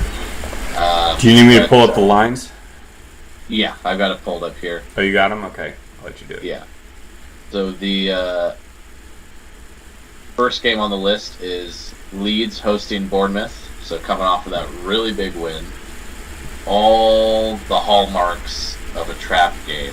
All the hallmarks of a trap game. Such a All trap the game. Because hallmarks. they probably Yeah. partied their ass off. Bournemouth coming into town. Oh, yeah, we just beat Liverpool. We can take them down. And So the line currently- yet I am drinking the Kool-Aid, and I pick Leeds to win 2-1, baby. Let's Me go. too, baby. Let's go. Cheers. I had to Those do drinks it. flowing. I had to do it. So They- we They are looking at playing the well, though. They're playing well. They are, yeah. I mean, there's like one of those teams where, like, any one piece, you're like, that's okay, right? That's like the perfect term for like any one player on the team. Yeah. But then you put them all together as a collective, and it's like there's a cohesiveness and there's the rotation, everything about it, like the positioning, rotation. There's no everything ego is just- players. Yeah, Yeah. they're playing as a team, which is really awesome. But the line currently sits at Leeds minus 135. Okay. Bournemouth at plus 350. So Vegas agrees with us then. Vegas agrees with us, but plus 350 is a little bit tasty for a trap game potential. if we Yeah, wanna I look at can't some do sort that of to my underdog. dude, though. I can't do it. I know. I feel you. But keep it in mind. All right, next game on the list is Man City hosting Fulham. I went with the 3-1 beatdown here. Yeah, I Man did a City- 3-0 beatdown. Any Man 3-0. City game against 18 of the teams in the league, I'm going to do like a 3-0, 3-1 victory. They're Yeah. they're just too good. It's not fair. Yeah, 3-1's my default, I think, my go-to. So they're sitting at minus 800 for this game. Oh my Fulham God. at plus 1600. Is Haaland going to play? That's the wild card here. So I heard he was practicing again, but I'm not Yeah. convinced yet if he's playing or not, which also has fantasy implications that we'll have to look into. But yeah, I think we both agree there. Beat down, inbound. Then we got Nottingham Forest hosting Brentford. I actually went with the 1-1 draw here. I think we talked about this before. That stadium, that crowd, tough to play at. Tough to play at. place to go and play, And right? you know what? I actually like Brentford, but they haven't been They've showing been me a little lot off. lately. So I went with Nottingham Forest winning 1-0 in a tight one. So, and Vegas tends to agree with us. The spread is these odds here are very tight. Brentford is technically favored, so they're at plus 160. Yeah, I would imagine. They're Yeah, they're the better team on paper. but this is really close. And so Nottingham's at plus 175. So there's just a 15-point difference there between their odds. So basically even down the middle. So the classic home team edge versus the better team. Which one's going to come out on top? I know historically you've always talked about how you would give that edge towards the home team. Yeah, if I think it's a toss-up, I lean on the home side, especially with that good home crowd there. So, yeah. That's what I went with. But, And all I right, wish so- I could have so- done that with Wolves against Brighton, but I just think Yeah. Brighton's better. yeah, I went 2-1 Brighton over Wolves. Yeah, I just 2 and a goose egg. Okay, sorry, Wolves, I love you. Brighton is favored plus 120. Wolves at plus 235. So that's an underdog candidate there. Mm-hmm. Next, we got Everton hosting Leicester. So Leicester kind of a little bit, And Everton, they got Calvert-Lewin back. they're both kind of getting out of their funk. So I think this Yeah. will be one of those matches that'll be really fun to watch. So I clearly picked a draw, 1-1. Shit. So I just really like kind of the path that Leicester's been on. So I gave them the 2-1 edge here. On the road, Uh, okay. On the road, if we look at the odds, Everton is favored. Well, not by much, but they're at plus 140 versus Leicester at plus 200. There's something about like Leicester's one of those teams where I almost feel like sometimes they play better on the road than at home. Almost like they just kind of have that edge to them. I feel like, so especially against a team like Everton that they've kind of been rebounding, but they have weaknesses. They have some cracks in the armor type thing. I think it's a type of team that Leicester could take down. So I still think Frank Lampard could get out there and give them like 10 solid minutes of like quality play. And really like 80 minutes into the game. You know, like Frankie just rips off that jacket, puts on some cleats, and runs out there. I think he could do it. Where did all the player managers go, man? We need more of this. Why isn't it a thing? I know he could help. We need it in the Premier League. We need it in every sport. Can you imagine that in some of these other sports? It'd be fucking crazy. Why not? Awesome. Why not? He could play. Why? He could play 10 minutes. I know he could. Right? You tell me he doesn't fuck around at practice with those guys? Come on. Yeah, think about some of the players. It's like, yeah, like some of these guys. Come on, give them an opportunity. I mean, some of those guys coach at such a young age too. Like, yeah, I think it'd be a cool gimmick for like an MLS team or something like that. I would. You know what I would love to see? What they should do is, you know how they talked about the Premier League quote unquote All-Star game, like trying to Americanize it, but it would be fucking hilarious to see a 10v10 of every Premier League manager. So they can split into 2 teams of 10. Oh man, no one would sign up for that. That'd be embarrassing for them. That would be fucking hilarious to watch. Well, they have those games. Those I would watch every second of that.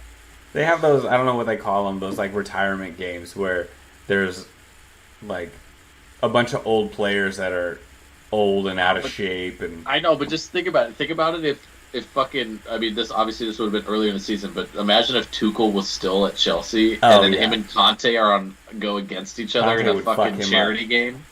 It would be worth the price of admission just for that. Oh my god, I almost put Conte as my name for you, but I didn't. Oh shit. Oh, I think you did say Haaland though, or maybe I did. Anyways, I'll drink for it. I think you did, yeah, but I still got 2 names here. You're not going to say them now, though. They're not in the Premier League. Yeah, you're not going to say. Well, you might say one. All right, so then we got one of the 2 headliner games on Sunday. So there's 2 really big matchups. But the first one on the list is Chelsea hosting Arsenal. Yeah, it's a big one. London derby. I went with the stalemate 2-2 draw. I did the same thing. Get the fuck out of here. Damn. Oh my god. Dude. And I'll tell you this right now. Vegas 1000% agrees with us. They are both at plus 165.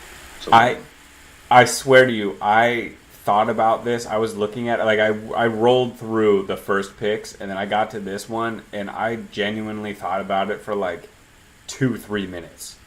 And I was like going back and forth. Being like, dude, like I want to pick Arsenal, but I'm like, but I don't know, and I ended up with a 2-2 draw. Chelsea's playing so much better with Potter, and I mean, but then you're like, oh, the last game they sucked. And and it's like Arsenal's got to fall off at some point. Havertz won't score, and like I think a 2-2 draw. Saka got hurt. I don't even know if it's because he went off last game. Like, is he going to play? I don't think he plays. There's so many. With the World Cup right around the corner, I think I would like be like, hey, I'm not going to push this. Like, unless you're 100%, it doesn't seem like he's 100% though. Yeah, I mean, I wouldn't either. So, but just another card of the equation there. Yeah. But yeah, Vegas split right down the middle. Plus 165 either way. But that kid who came in for him played great. I know, Nelson. So, I don't know, man. Like, they'll be fine. I think they'll be fine. I like the core of that team. A bunch of young kids playing well. I like it. Yep. Moving down the slate on Sunday. And it's not like Chelsea doesn't have injuries either. Oh, I mean, yeah. Chilwell, James, Conte. Yeah, they're hurting. Maybe they should, play somebody that's good, like Pulisic. That was one of my names! You got it. Damn. And an American. Double whammy. This is my last drink. Shit. Double drink. I'll drink again. Catching up to you on that scoreboard. I'm going to have to go get another beer. How much time do we have left? Well, this is the last segment, so. Yeah, we got 4 more games, and we'll go through our bets real quick. Okay. But Yeah, I'll talk through these games. So I got. You can run and get your beer. Okay. Hang on, let me just tell you what I put for this next one. Yeah, so Aston Villa hosting Man U. I put 2-0 Man U. Okay. Yeah, so I like that pick. I went 2-1 Man U taking on Aston Villa on the road. I mean, I think Man U's been showing a lot more strength and depth. They were killing it in the Europa League. I think they've kind of rebounded from the crappy start to the season. Aston Villa really did show a lot when they got rid of Gerrard, but I don't think they're going to have much to put up against Man U. So I think that will be a pretty convincing beatdown. Then we got Southampton hosting Newcastle. I went with the Newcastle win on the road, 2-1. I went 1-0, but I think I might up that to 2-0. That Newcastle team is firing right now. Yeah, they are. And they don't even have Ishak back, who's fucking boss. I mean, if he comes back, I might not even start him right off the bat. I wouldn't fuck with what they got going. Callum Wilson is killing it right now. They paid a lot of money for him, though. He is on a mission to make that international World Cup team. Yeah. I mean, I get it, but they paid a lot of money for Ishak, so I don't know when he's back, but yeah. What was his injury again? I don't remember. So some sort of muscle injury, I think. I mean, even without him, I feel like, dude, Almiron, who I've always loved, is playing out of his mind. It's awesome to see. They just have so much confidence on that team. Love it. Yeah, I'm upping it right now. I picked 1-0. I'm going 2, baby. Let's see, where's Ishak at? He is... Oh, it's Alexander Ishak. I said his name wrong. Oh, no, he's out for a while. Never mind. Yeah, you're right. Yeah, it was a thigh injury. I thought it was like a hamstring or something. But he's out until after the World Cup. So... Yeah, they'll be good. Yeah, they'll be good without him. So the betting lines, Newcastle is favored actually at minus odds, so they're minus 110 on the road. And then they're starting to get into that tier of like some of those higher end teams. You know, those are the teams where you start to see minus odds when they're on the road. I mean, we are 14 weeks into the season, so the sample size is big enough to be like, this team's real. Yeah, but keep Southampton in mind as a home dog option. It carries a lot of weight in the Premier League. All right, next second to last game on the slate is West Ham hosting Crystal Palace. I know, dude. This is the hilarious matchup because West Ham's always been kind of my darling, and then Crystal Palace has always been yours. I feel like. So, I went West Ham 2-1 at home. I went West Ham 2-0 at home. Wow. Yeah, I know. I know Crystal Palace just won. And I know I pick them every single week like they're Manchester City. And I'm like, you know what? They probably won't win this week. All right? They're a hot and cold team. Be smart about this. Yeah. West Ham is going to be at home. Even though West Ham isn't playing great, like, they're lower in the table. I don't know. They won their last game, though, so. Yeah. I picked West Ham 2-0. I think. West Ham has the talent. I mean, West Ham is a more talented team. They should win. Are they? Yes. Who do you think spent more money? That's not always the indicator, but dude. Okay, who's the last forward that Crystal Palace has gone and purchased?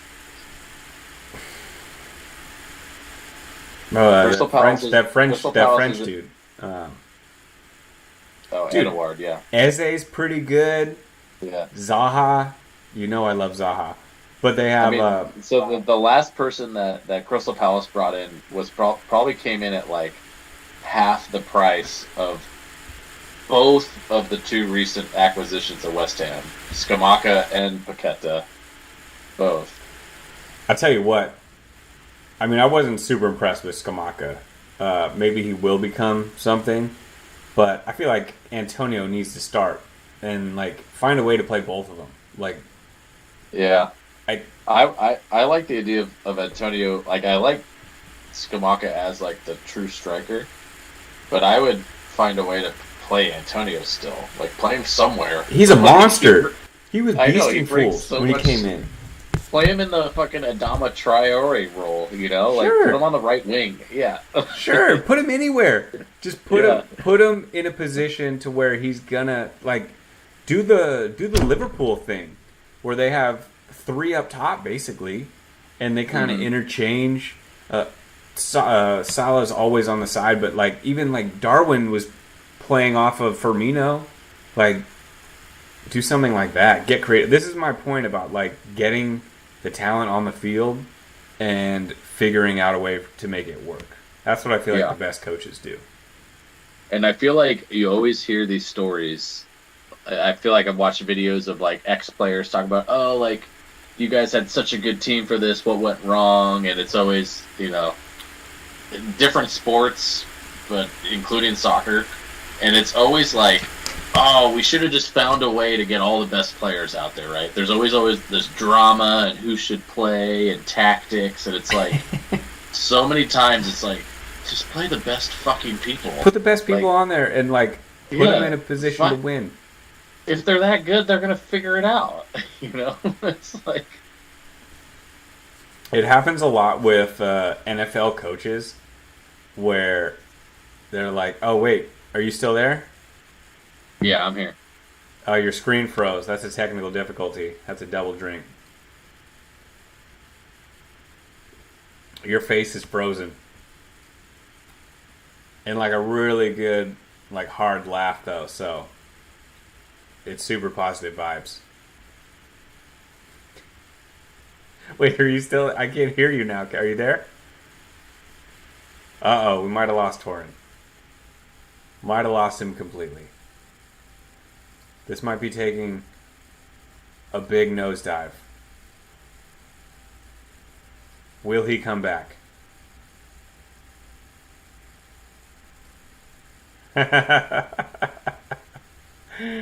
Oh man, I think he's gone. Well, on that note, I will finish my last two picks. And, the last pick. Oh, he's going to be bummed he missed this one. Tottenham. Oh, he's calling.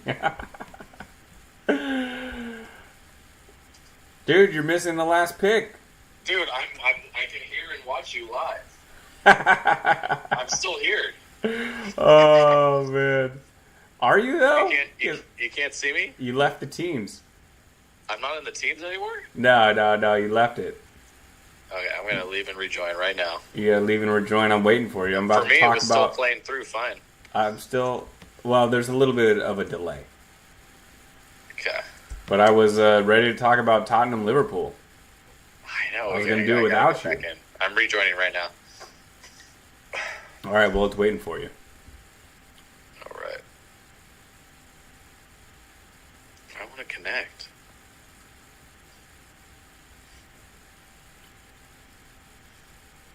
What the fuck?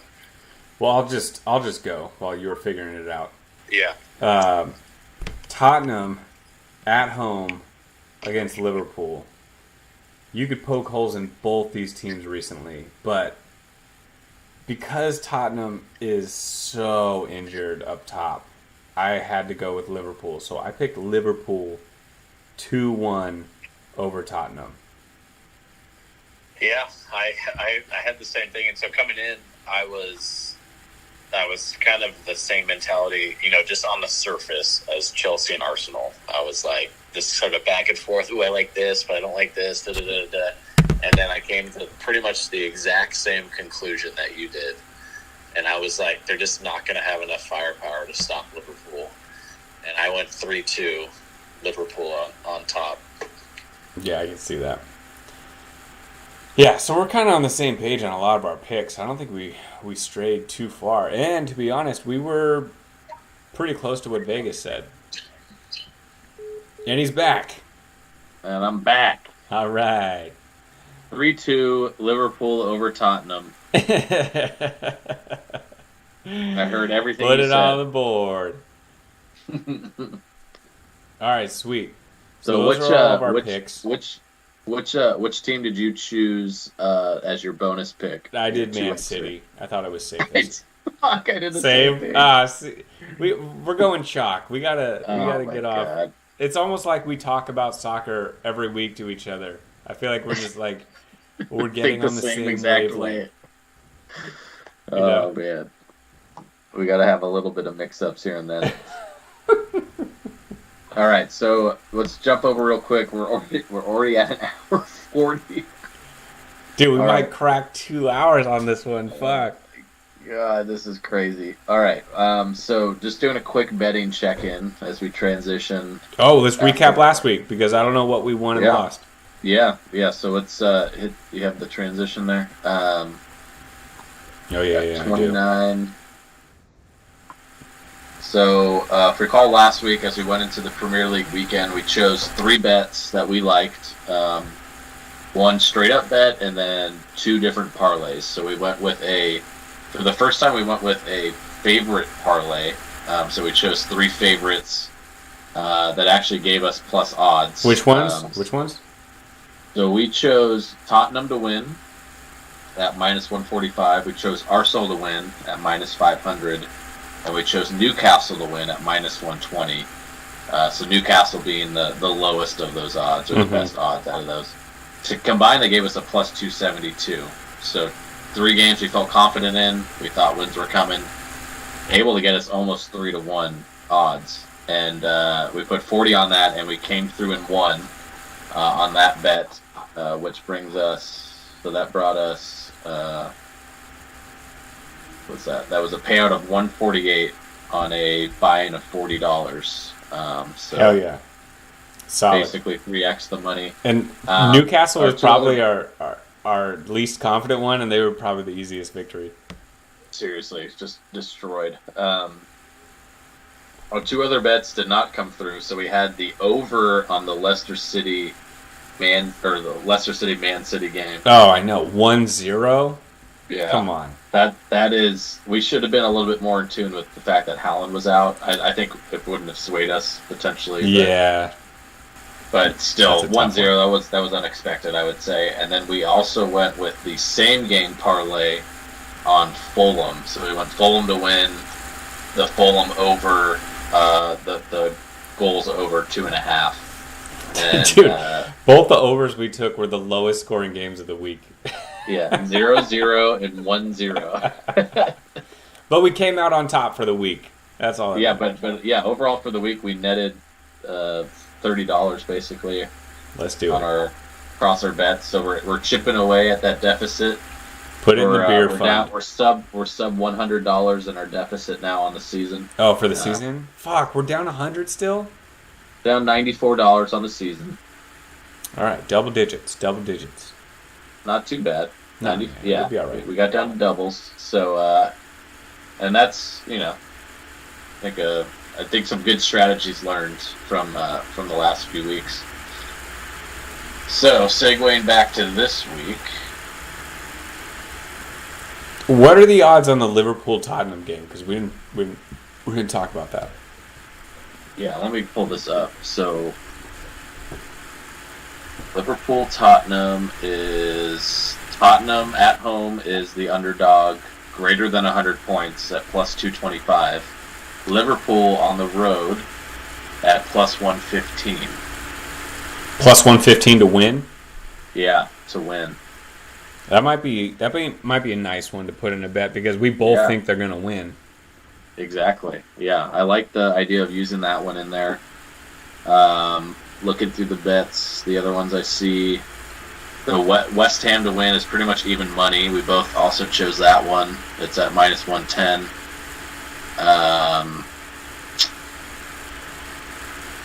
Newcastle to win's at -110 on the road.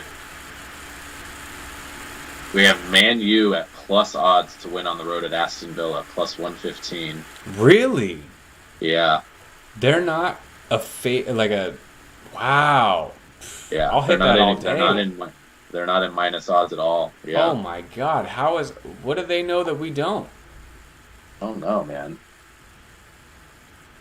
I mean, Anthony is hurt, but they're still fucking good. That's another thing. Any guy I add to my fantasy team instantly gets hurt. So look out to whoever I'm replacing. you for sure added Anthony, didn't you? Dude, I added him. And fucking, he gets hurt first fucking day I add him. Yeah. Chilwell. See you later. Like, oh my God, you cursed Chilwell, dude. Oh, man. I don't even want to pick a guy up because he's gonna go down. Like, I've had so many injuries, and I'm limited on my transactions, so I'm just like, what the fuck? What? This is stupid. It's not crazy. Yeah. So Liverpool to win. So Liverpool to win at Tottenham is the same odds as Man U to win at Aston Villa. What? Isn't that insane? Why? That's why insane. do they think Aston Villa is gonna put up a fight? Dude, isn't that crazy? Are we stupid? Wild. This seems like stealing. I feel like something's wrong. Yeah, something's wrong here. So far, the odds for like the first 4 games we look at, it's like I would put money on that because we're like, dude, all four of those games I would not mind putting money down. West Ham to beat Crystal Palace. Liverpool to beat Tottenham at plus 115. Let's do an Newcastle individual. to beat Southampton at minus 110. Man U to beat Aston Villa at plus. All of those are like practically even money. Let's do that for a parlay and do all of them, and then we could do. Banger. I want to do an individual with the Man U because I feel like that's for sure gonna. I think we should look at some individuals. Okay, so we'll parlay all. What would that parlay be? Let me do this real quick. This could be some pretty aggressive. That's got to be big money right there.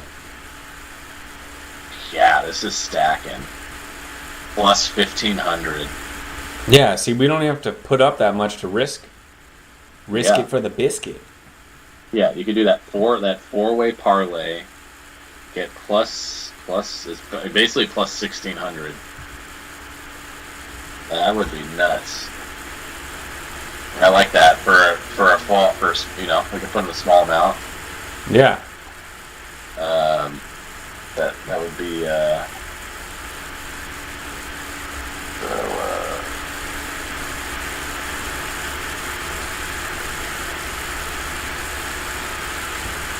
$25 would basically pay out 400. I mean, that's pretty solid right there. Yeah.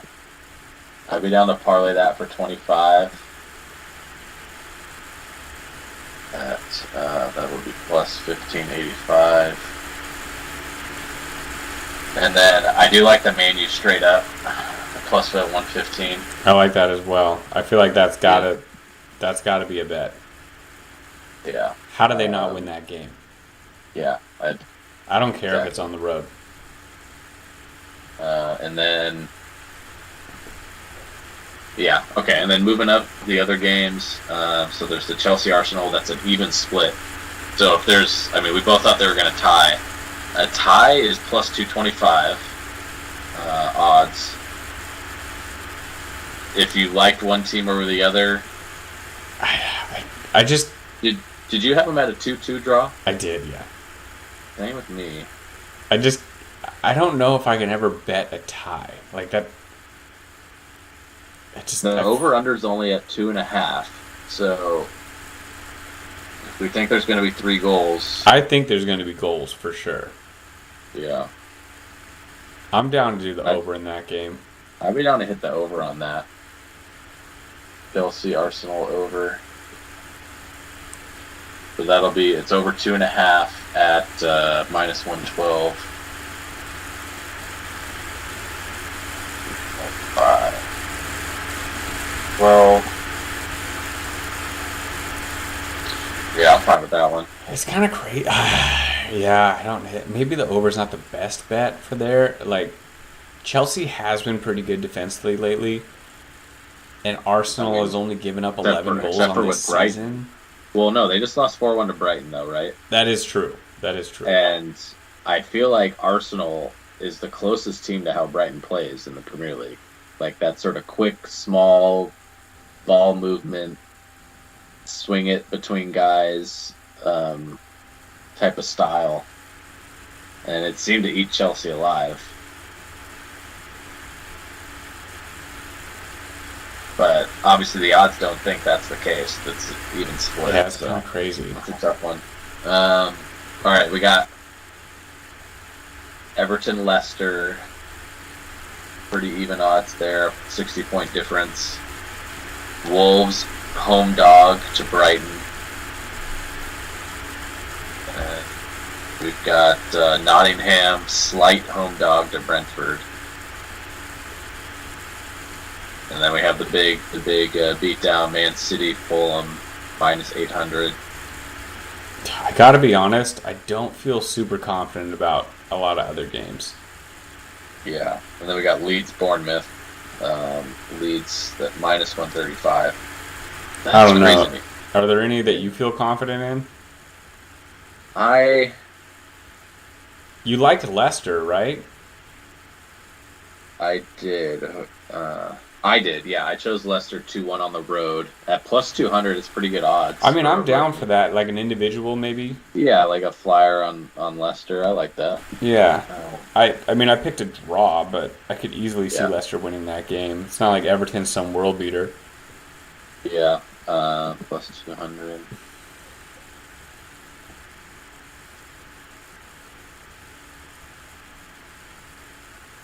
Yeah, I like that.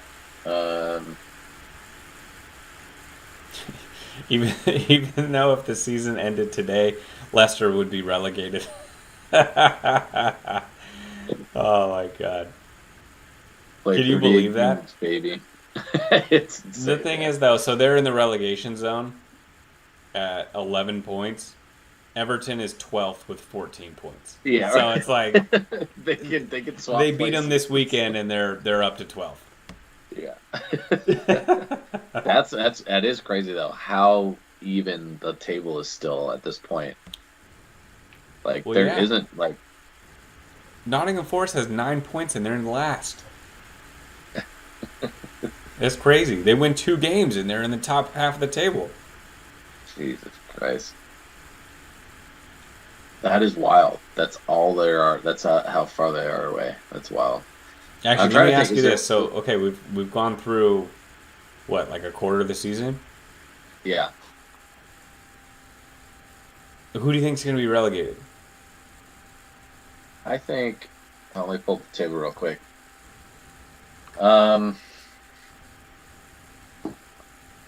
I hate to say it, but I think Wolves are done. Yeah, I think Wolves is in trouble. I personally think Bournemouth is going to fall off at some point. Like, bad. Right now they're sitting at 14th, but like you just said, they're literally 4 points from last place still. I see Bournemouth falling off. And I'm looking at the rest of sort of this bottom third of the table. I really think the next most likely team, I think it's going to come down to Southampton or Nottingham, and I think it would be Southampton. Yeah, I feel the same way. Yeah. At Southampton and Nottingham Forest, I think Wolves, they're going to be Southampton, close. Bournemouth are in trouble by the end of the season. If Villa doesn't figure it out, they might be in trouble too. But No, there's just no way. They have enough to me, talent. they're kind of like, I kind of think of them as like Leicester. Like they have too much talent. They do. There's no way. Or Southampton's like a really young team. It's like, these young, exciting players, which is definitely better than some of the other sort of just like relegation-bound teams we've seen in the past, where it's just like they have, C-grade players on some of these teams. Like I'm thinking of like Cardiff's a couple of years ago, Sheffield, those types of guys. They're different than that, and they have some young exciting players that they got, but the consistency, I feel like, is not going to be there, and it's going to come back to bite them. Yeah. I think it's going to be Wolves. I think it's going to be Southampton. And I think Nottingham Forest is going to fight it with Bournemouth, probably. I think those are probably the 4. And Yeah. Ooh, it's going to be tight. I don't know. Yeah, it's going to be really tough.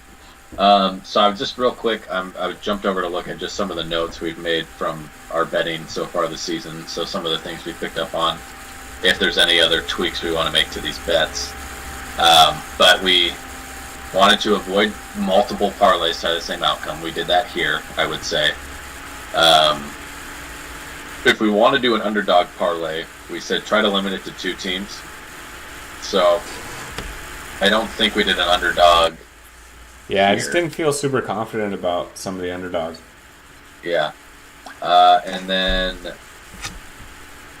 the last item is if you pick a 3-leg favorite, which is kind of what we just did right there. Which we just cashed in on.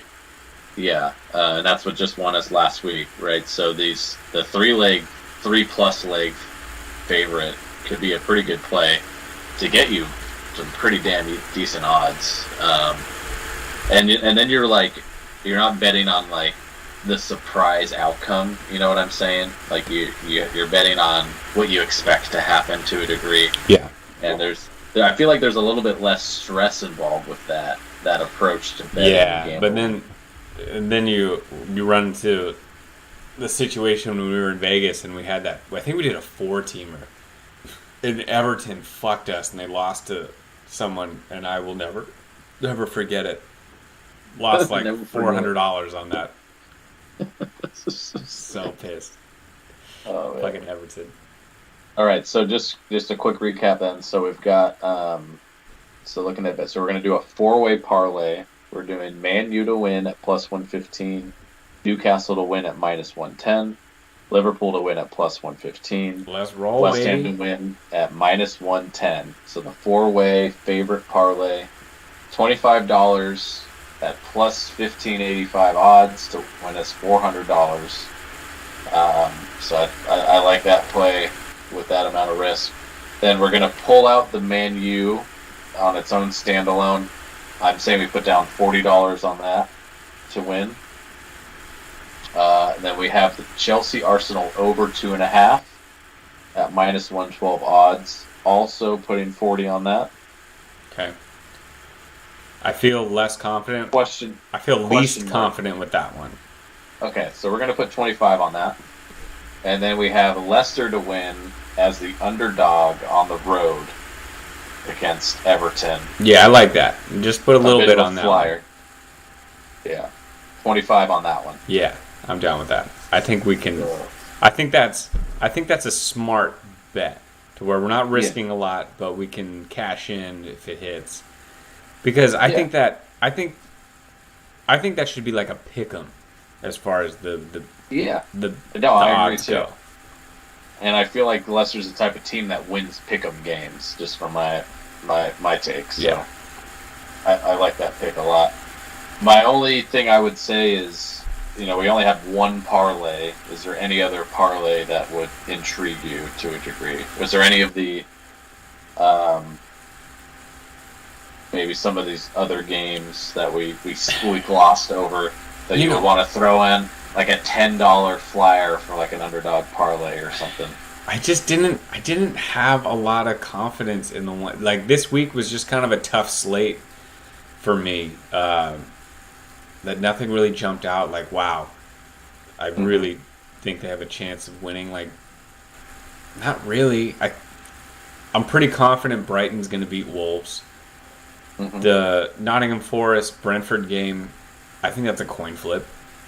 Yeah. Leeds and Bournemouth, I pick Leeds, but also a coin flip. Mm-hmm. And then the big dogs I think are going to smash. So, or they're playing. The only real quote unquote coin flip that we went with is Leicester and Everton, I would say. Yeah, right? Exactly. So, but like, and Liverpool and Tottenham are playing each other. Chelsea and Arsenal are playing each other. That could go either way. Yeah, I didn't have a lot I don't really have anything else, I don't think, for this week. I like it. Yeah, I think it's a smart play overall.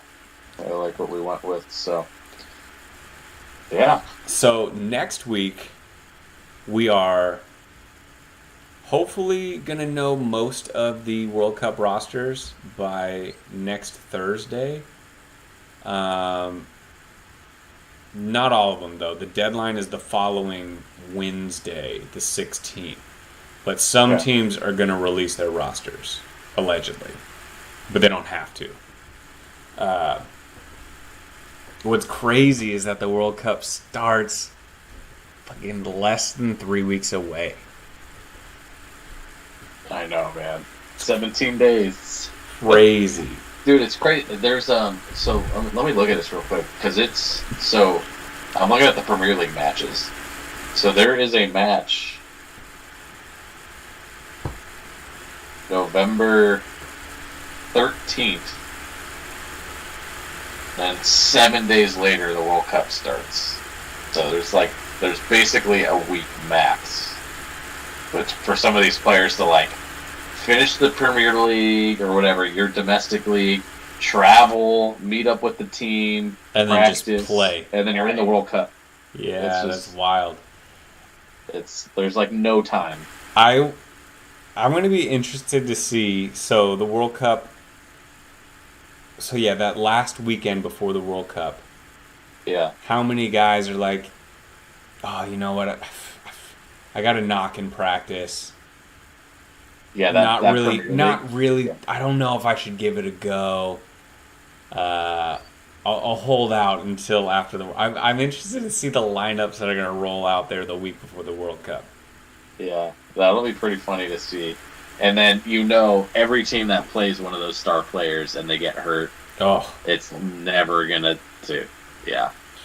I mean, I feel so bad for the players that have gotten hurt, and there's been a lot of them. I know. But it's such a bummer. It's just one of those things with this accelerate. I'm trying to remember though, previous World Cups, there couldn't have been this many injuries because of when the World Cup was, right? No. I think you're right. I think there's always some injuries. There's always the long-term injuries. They tear an ACL or something. Right. And they're you feel bad for them, but it's nothing like this. All these other types of injuries have now come into play, right? That never were before. Going to influence the World Cup because it's always way after the season. It's a full month after probably the last. Yeah. Season game or whatever. So there's just so much more that comes into play now. I was watching the I don't know if you've watched the Overlap at all with Gary Neville, but he interviews players and whatnot. You can watch it on YouTube. And I was watching the one he just did one with Van Dijk, and he was talking about captaining his team in the World Cup and stuff. And Van Dijk was like, I expect there to be a lot of upsets with this type of schedule. He's like, there's going to be all these players, the teams aren't getting time to gel. Yeah. Let alone practice. And plus all the injuries and everything, right? Yeah, exactly. And he's like, I expect upsets, and that's coming from a player that's on one of the better teams. Not a bad take. I feel like we might want to consider that with some of our bets. The picks, yeah. There's going to be some disadvantages to. I also give an advantage to a veteran team or a team that's kind of played together at least one World Cup, a majority of the core players. A team like, say, Belgium, who did well, or England, sadly. I hate to say it, but a lot of those guys have played together in the previous World Cup. So more so than any other World Cup ever, it's going to be who has the deepest team. The deepest teams are going to do the best, I think. There's teams that have surprised and shocked in the past, having, a few really good players, right? But it's everyone's going to come in the middle of the season, all these knocks and everything, and just it'll be very interesting. It'll be a very interesting dynamic. I think. Like, it'll be exciting to see what's going on. Like, there's going to be all this extra drama and everything because of it, but in the end, I feel like it's going to deliver a less quality product in the end. I agree with that. Of the World Cup. Especially at the beginning of the World Cup. Yeah. Like in the group stage. Yeah. Yeah. So, hey, guess all what? Right. We crossed the 2-hour threshold. How? We are soccer degenerates. How did we do this? We literally wrote 4 lines on our agenda. 4 topics. Took us 2 hours. What is wrong with us? Also, not a trivia question, but I thought of this when I was watching the Liverpool game, and I was like, fuck, Fabinho looks slow as fuck. I was like, how old is this guy? How old do you think he is? Fabinho? Yeah. 31. He's 29. I was like, this guy's not in his 30s? I would have guessed like 36. He is a statue out there. That fool cannot He move. wasn't moving. Dude, he kills their team. Like, Yeah. I think he's part of the reason that they struggle defensively is because he's useless. He's good. He's good in the long shots. He's good at when he has the ball. He's good at facilitating and making the right pass. But defensively, I don't know if he must be like injured or something. He just can't move. He was looking bad. I think that could be the case because they were struggling with a lot of injuries. So I think they might have been. They're probably nudging a few of the guys like, "We need you out there," you know. But he could not sprint. It was some Jorginho level defense coming from him. It was bad. But I was shocked he was 29. I was like, he's running like he's 37. Man. I love it. Yeah. All right. Well, we got a lot of World Cup talk coming up next week. Well, it'll begin. We'll also touch on the Champions League draw. But we're going to be doing our World Cup position draft. We're going to be doing our World Cup picks. So a lot of stuff to get into in the next. We should do our favorite World Cup 11 as well. Favorite 11. Yeah, we got our top 5 positions. Favorite 11. We'll do our group picks. Yeah. We'll do our favorite bets that we like as well. So we get on it. The next one might be like 3 hours, to be honest with you. Yeah, we're gonna keep breaking records out here. And we'll get more beers. All right. No track Well, drops. cheers All right. to Torin. Cheers to a new milestone. See you next week.